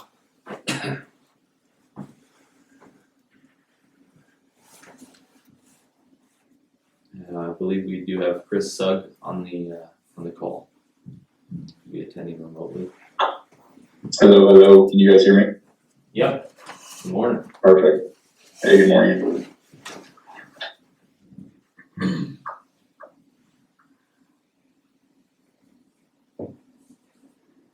It's a time thing for 11 o'clock. So Yeah. I've got about Sure. 3.5 No minutes. Do we have anyone else joining this? Or? Not that I'm aware of. Do you guys know anybody else coming? Not for what we're doing. I'm good Saturday for free. I thought it went well. Saturday? I think so. Heard good things. Good. So. Yeah, I wasn't sure what people thought, you don't get any feedback. Not directly, no. We got We got feedback, yeah. Oh, okay, good.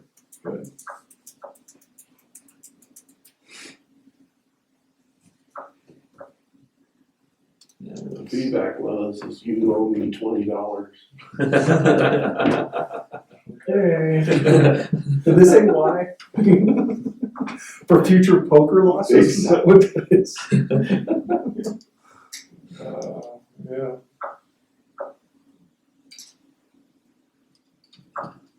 I only won $2. I lost 6. Yeah. But that one hand was maybe the greatest poker hand I've Oh my god, I was just so fixated on the way, the 1.5 and 27.5, but he was driving me nuts with that game. I couldn't get it. I don't know if I've laughed that hard in a long time. That's hard to believe. Yeah, We've got the Oh, I belly made his laugh out of you a night, because couple I times made this his year. night. It made my night. Made my night. Yeah. Especially the look on Steven's face. I was just, it just dawned on me, right, when I was like, why did I do that? Stupid bad. And you guys, president, just did an executive order on guns. And I'm not sure what it is. What? Your president, not mine. Oh, Did he just do an executive order on guns? I don't know what he's doing. I just had a flash, no details, Sounds unconstitutional. Probably is. un-American. Last week he tried to ban ghost stocks. Did what? Ghost stocks. Yeah, go stocks. Oh,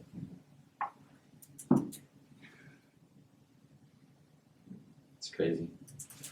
Well, anyway, it is 11 o'clock. We'll go ahead and get into our broadband discussion. So, whoever wants to start it off, I can. perfect. So, just for those that are getting everybody caught up, Chris Sugg, Stephen Vance, King Kestner, and myself kind of worked on the broadband topic for Lake County when the American Rescue Plan Act came out. One of the priorities was to try to get broadband to rural parts of Oregon to support K through 12 students, and where they currently don't have that type of technology, so that we can promote more learning remote and help out our rural communities. That led to a lot of brainstorming and discussion and whatnot. There was a lot of emails swapped back and forth in this group. I tried to keep Commissioner Albertson and Commissioner Williams abreast of the high points and whatnot, but I thought maybe that it would be best to have a group discussion, just kind of how we got to where we are today with our proposal, and talk a little bit more possibly about what our goal is moving forward. and who would be the lead agency or governmental body if we get to funding? So, Mr. Vance got to present to the Ways and Means Committee on Saturday and testify on behalf of Lake County for broadband. And do you mind just giving us a quick summary of how that went? Yeah, sure.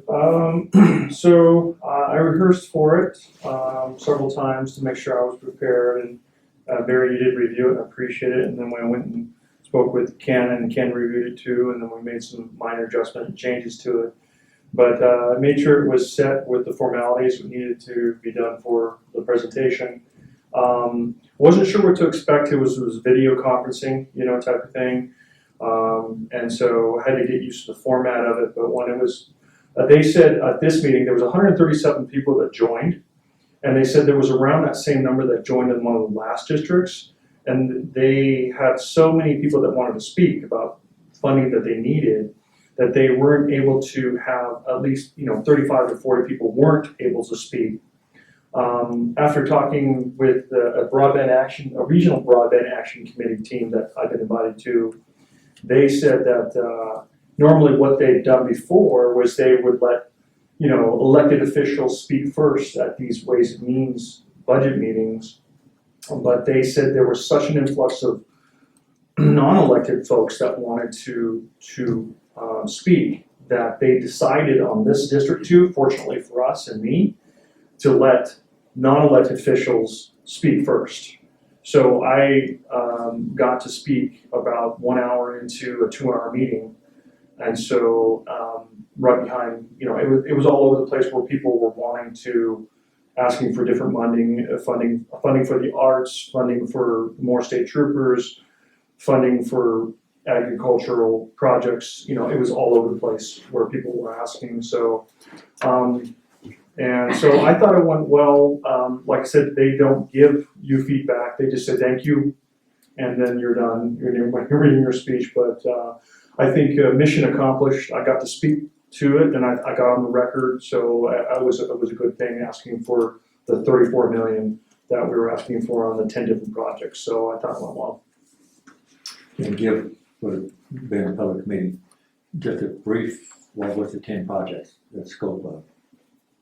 What was the scope of it? Well, I mean, you got the documentation, right? Yeah, I'm just saying, we were in a public meeting. Yeah. The 10. Oh, you want me to explain the project? Sure. And so I'm on the record. Is that what you're saying? Okay, sounds good. Okay, so the first one is a dark fiber, non-reoccurring charge for dark fiber coming from Paisley to Christmas Valley. And that's basically a 10 gigabit internet access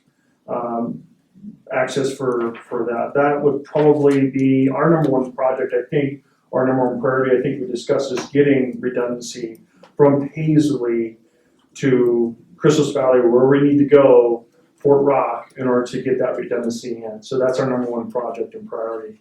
That one, I think, was closer to over $1 million. Doesn't have the total on that one, but it was like 1.2, maybe, what was it? I think 500,000. Was it 500,000? I'm looking at the numbers. 700,000. Okay. The non-reoccurring charge at one time, okay. Then project 2, we talked about, Just to be clear for the public, the reason for this is broadband comes from Klamath Falls to Lakeview up to Paisley, stops, it's a dead end. And if somebody in Paisley were wanting to use it, and talk to somebody in Christmas Valley, it's gotta come all the way around the horn, back up 97, out to Silver Lake, out to. Since we're on the record here, what I can do is I can read what I read to those Ways and Means. Would that help? To help people understand if they actually, do you want me to do that? Sure. Okay, so I said co-chairs Steiner, Hayward, Johnson, and Rayfield, and the members of the Joint Ways and Means. I'm Stephen Vance, Director of Information and Technology Services at Lake Health District and Chair of the Lake County Broadband Improvement Committee. Thank you for letting me speak to you today about the needs of Lake County and speaking on behalf of the citizens of South Central Oregon. Our broadband needs are wide and vast. We have identified and determined the need for 10 broadband projects totaling a cost of $34 million. We have several areas within Lake County that have little to no broadband coverage, such as Christmas Valley, Summer Lake, East and North Lake areas. Lake County faces life safety issues with our 911 systems failing due to a lack of coverage or poor coverage. These underserved areas also have a need for improved broadband services, helping with education, telemedicine, communications, and of course, life safety. We have over 5 significant broadband outages a year, affecting everything from healthcare to banking to emergency services and other critical communications. For example, during some of these outages, only cash works at the stores, creating issues for our citizens, businesses, and visitors. Our hospital has become more dependent on cloud-based internet applications, which are essential for providing quality care and services to our patients. In conclusion, the citizens of South Central Oregon would benefit greatly from these broadband improvements. Creating a resilient and redundant broadband infrastructure would improve the health, safety, and education of all of our citizens. We are not expecting every project to be funded, but our objective is to simply show the need and what we could accomplish with funding for broadband. Please see my submitted testimony for additional information and details. Thank you for your time. So that's what I read to them, and the submitted information also goes down the projects. I can continue to talk about the projects if you'd like. to get on the record too, if you want to. No, just your, What's that? your upfront statement. Maybe So I think it encapsulates it, right? So what I was trying to convey to the state. Yeah. So, It's very good. So Stephen, there's people like me that don't understand how it all works. And so with your redundancy comment, can you explain what happens when you don't have that redundancy? Sure. And why we need it? yeah, absolutely. So, mind you, I've done a lot of work in the Medford areas and in the Portland areas too, where they have redundancy. And so they have less outages with regard to internet outages and broadband.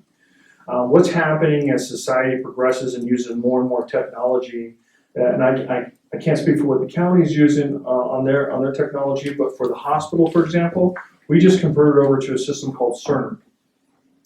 And that system is completely cloud-based. And we do have a backup system, but when that system's down, it's down hard. That means when we have an outage, let's say, for example, we have one fiber optic line coming from Lakeview to Klamath Falls, one conduit. If someone, ODOT, or even a farmer is doing construction or work on the side of that field, and they dig through that fiber optic line, it's cut hard. And that's where we have the issues in Lake County where you want to make a transaction with your debit credit card, it doesn't work, cash only works, which I experienced that 2 or 3 times since I've been here in 5 years.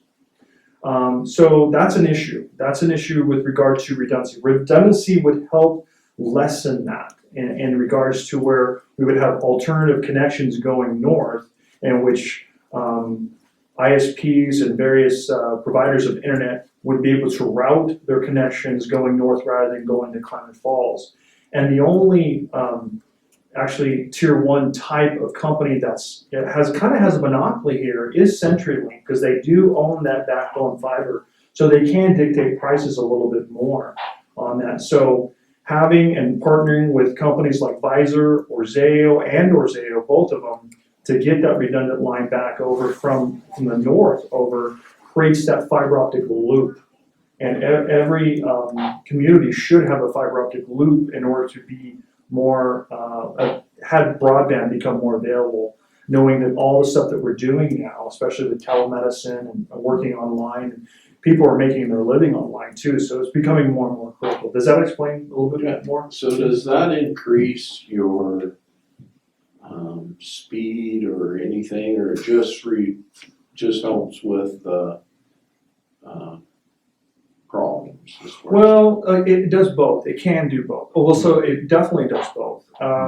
It depends on how much money a particular company wants to spend on their broadband connection. So, for example, the hospital has a 200 megabit connection coming in that we pay LSN as the third-party ISP, but the backbone is owned. We have intermediate fiber that's owned by Hunter, and then the long haul fiber is owned by CenturyLink. So there's this partnership between these companies, and Chris on the call could probably explain it a lot better than I can because he does that for a living, type of stuff. But you can do various costs. You can talk to an ISP and say, hey, I want it up to speed, what's available? They can probably give you 500 or even a gig, depending if you want to, how much do you want to spend a month on that. So it really depends on the company, the organization. But yeah, I think the options will increase, and not only that, the functionality and the reliability of of broadband will increase too. And actually, Ali, you talk to a lot of people nowadays. Broadband is now becoming the new utility, right? It's actually becoming the new, like when the telegraph first came out, the phone came out. It's becoming like an essential part of modern day society. So I think it's something we need to probably embrace as a community here moving forward. So, go ahead. To tag base, in addition to having backup, so when it cut, you still got service. That's essential for the hospital and everybody else. Yeah. The other is just a bandwidth capacity. If you got only one provider, like CenturyLink, then they farm it out to Hunter or to Spectrum, and that costs a little bit more. Back in 2014, when Paisley went down, worked with CenturyLink. We couldn't get CenturyLink to do anything, but we finally got an E-rate. But the capacity that was going on with CenturyLink at the time was competitive with different companies, so it drove the price up, and each entity was competing for the others. If you have a alternative route, then you get out of that competitive one ownership on bandwidth and lower the price. Sure. So the more and more I'm getting into the economic development and regional solutions, would you say that the internet service is like on the top 3 as far as needs to make economic development happen? I think so, in my personal opinion. I've spoken with other people that have wanted to move here, and they've asked, one of the first things is, how's your broadband? You know, how many outages do you have a year? Because they want to work from home, or they have different options. And if they don't find that there's that stability or that reliability with your, they make a decision not to move here. So I think that's part of the equation, not only for an individual moving here, but also as they grow their business, or if they want to move their business online, right? Or if they want to expand and go onto the internet and not just a local market, but a statewide market or a worldwide market. So there's different options. People, it depends on how entrepreneur they feel on it as a business, but also I think it really, in my opinion, would be in that top 3. Definitely. So is the redundancy the main thing that we have to look at? Well, in the state size, they really focus on education. And I think that's one of the main things we wanted to point out here too, is I kept touting education, I kept emphasizing healthcare, I kept emphasizing life safety in 911. Right. But those 3 are the top 3 that the state really looks at: life safety, healthcare, and the latter. So Education. what's that? Education. Yeah, education. So I think those 3 are the top 3 that they really look at as far as how to improve the lives of the people that are using in the areas in which a broadband net is available. So yeah, I think so. Does that answer your question? Yep. Okay.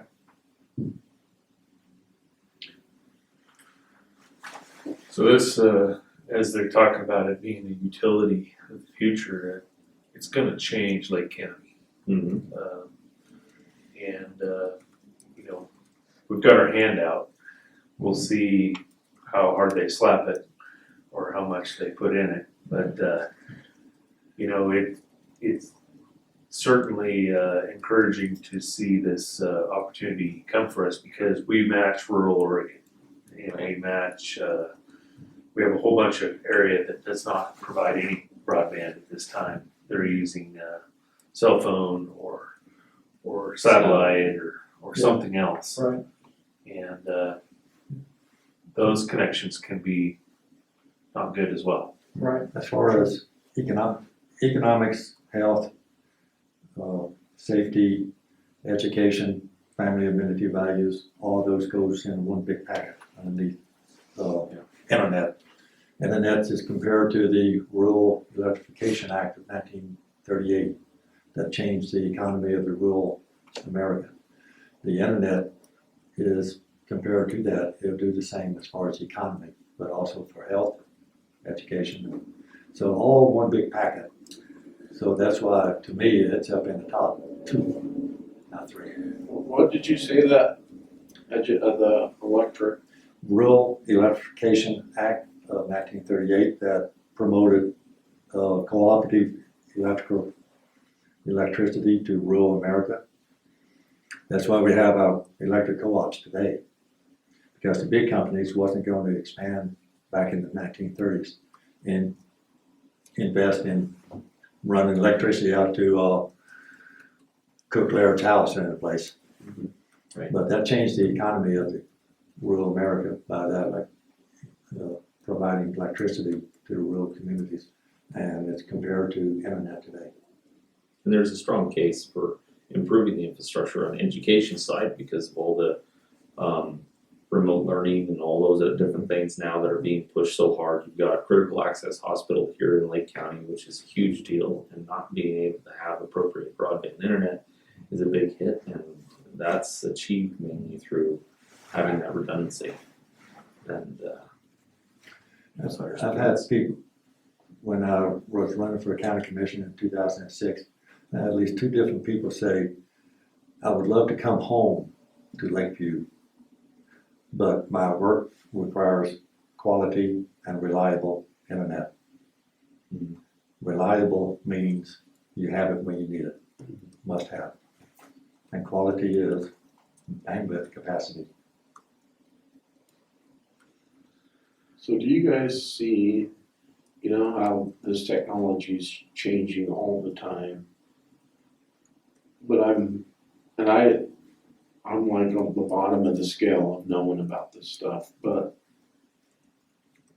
we say we put a fiber in, gets redundancy, how will that be obsolete? I mean, or do you think that's going to be something that we need for one? Can I answer that? Yes. Please.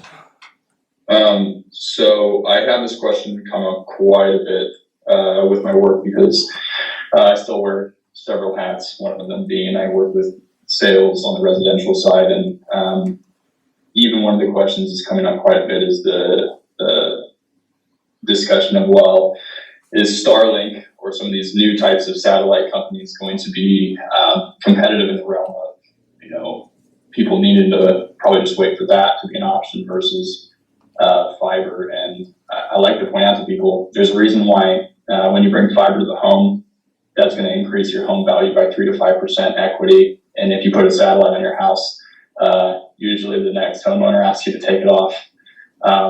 You know, you said it very well. This is a utility. The fact that the president wants to put $100 billion alone into high-speed symmetrical services. Symmetrical just meaning that the upload speeds are as high as your download speeds. They know that's only available through fiber optics, and you know, just as time goes on, these cables get more affordable. The materials, the tools that go into this becomes more affordable. So the fact that we're at this kind of pivotal moment in the last couple of years to be able to kind of hand in hand have this stimulus type funding coming in with the access to affordable deployment methods, affordable materials, the affordable logistics that go into this. This is the right time and place to be able for Lake County to come in, like you guys have already come and done, and put together projects and say, you know, how can we prepare for asking for this type of money without, you know, just, you know, basically having our head in a bag, not knowing what the heck to do. And it's important because I think the fact that everyone here is prepared, talking to the right people, you're going to have a lot of availability in both your broadband needs soon, just being met, as well as just being able to market the county as a whole. You know, specifically, you know, you have RDOF, it's the Rural Digital Opportunity Fund.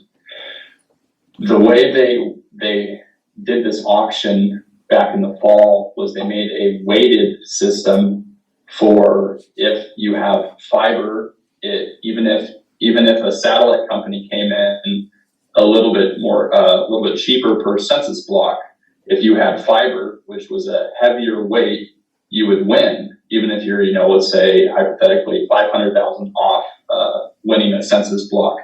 So the demand from FCC knows that long term they want to put all their money into fiber. They're allowing some of these companies, such as SpaceX, to acquire some money to test it, but I don't see that long term it's going to be able to have the effects that fiber can. What people utilize at their house now is, you know, an average of about 5 to 8 megabits per second. Currently, a single fiber can pass thousands of gigabits or, millions of megabits. And now there's even research for, okay, well, this is light that's passing through this. So now you're twisting light and compressing and pushing even more bandwidth through this polarization, where now you're in 10 or 20 years, you're taking that same fiber that you put in the ground 20 years before, and now you can push, tens of thousands of gig of speed. So I think the investments right now are in the right place. So I think that it just comes down to really just knowing that, it's the confidence in what you want to put in, and I think you guys are there. And I'll just add that it's not just the download, it's the upload also. That fiber has advantage over satellite and other things. More people getting into business, they have to upload all their financial records or their business, livestock, whatever. And fiber is the one that can carry that upload. That's where it's just a download. But when it comes down, I mentioned earlier, we're part of just a voluntary committee, but we are not a governance body or anything of that nature. So if the state needs to say, yes, we need to give X dollars to Lake County, it has to go to some bona fide entity, the hospital or the county, somebody that they can sign a contract with to administer the funds. Because the committee cannot do that. So they will not give it to a committee. We're not bona fide. Not bona fide. Not bona fide. I need to look out that word. It sounds funny. So that's something for consideration at some point before the state legislature pass that money. Well, we organized this with the county, and I think the county would be willing to take it on. Yep. So I don't foresee a problem there. No. I want to thank Chris for helping us with the list. A lot of math there and a lot of figures and whatnot. Thanks Stephen for presenting, and thank Ken for just kind of the background and knowledge there of bringing the group together and having those key discussions. So appreciate that. Very much. Thank you for your support. And I can retire. Yeah, thank you. What's the status on Picture Rock Pass and the NEPA process for that? Because it feels like that's the big holdup on running fiber over the Christmas Valley. So according to sources, they're doing their cultural work. As we all know that there was a fair amount of cultural activity in the past near Picture Rock Pass, and that work still needs to be completed and into SHPO, things like that. So Zayo is waiting for that. They've hired a contractor to do that for them, and they're waiting. Okay, it's not complete. Yeah. And also talking with Todd Forbes, BLM management, Zayo will eventually get the fiber over. It'll be Zayo's fiber. Then you might elaborate a little bit. Like entity can purchase some dark fiber to use it, or go in some route to get a separate conduit over Picture Rock Pass and not use Zayo. So two options there. But there's not a whole lot of space. If you're coming up Picture Rock Pass from Silver Lake side, you got the bluff on one side. There's only about space for one trench. And I said, if you don't go with Zayo, then you have to find another trench on the mountain space there. The trench will be on the mountainside. But if you put another trench in, then you're going through 2 to 3 years of archaeological studies for that trench. And that price goes up like that. So we're still working on utilizing Zayo or utilizing a second option. What does dark fiber mean? I don't know. Unused. not- Yeah, just fiber that's laid that's not being used by anybody. It's not lit up, so it's dark. Yeah, Probably not. It's available for use at it's cost. evil fiber, That's what I thought. not for the I record. didn't want It's anything to not do. official for the record. I started getting into, the internet world when Paisley went down. And I didn't know jack, what you were doing. Squat probably is appropriate. And on the knowledge base of internet this big, I'm still down here at 2%, so I got a ways to go too. Yeah, I'm not even close to the 2%. So, But now it's a wait to see what the Ways and Means Committee does. Yeah. I have no idea when we're supposed to find out. so Stephen, we've heard from a number of people in the state that they were impressed with your. Really? Not just one, huh? No, a Numbers. number of them. Wow. There's one Maybe person, I should run for county commissioner.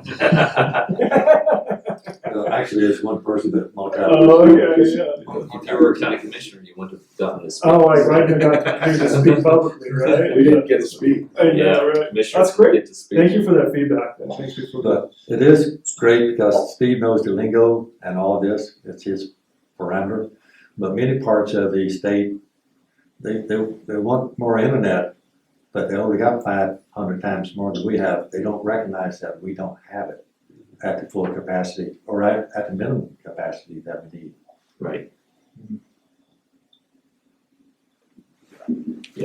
So if the county, if the Ways and Means Committee does cut a check for Lake County, we do need that entity to be the recipient.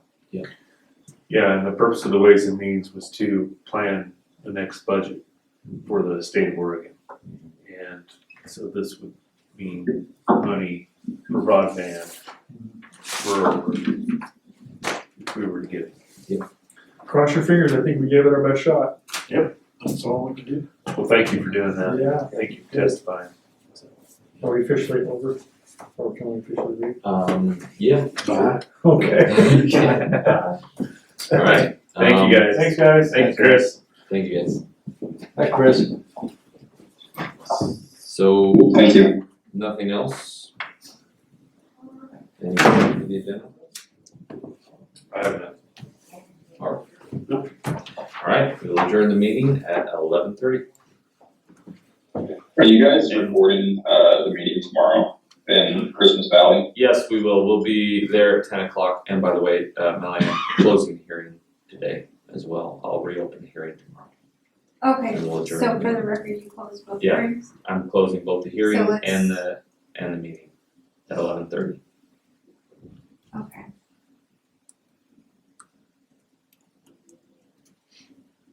Don't wanna leave it open. So the paper will be up there tomorrow to record. It should be. I believe so. We, You should that tell will, us if they're not. yeah, and that's at the community center and starts at 10 o'clock.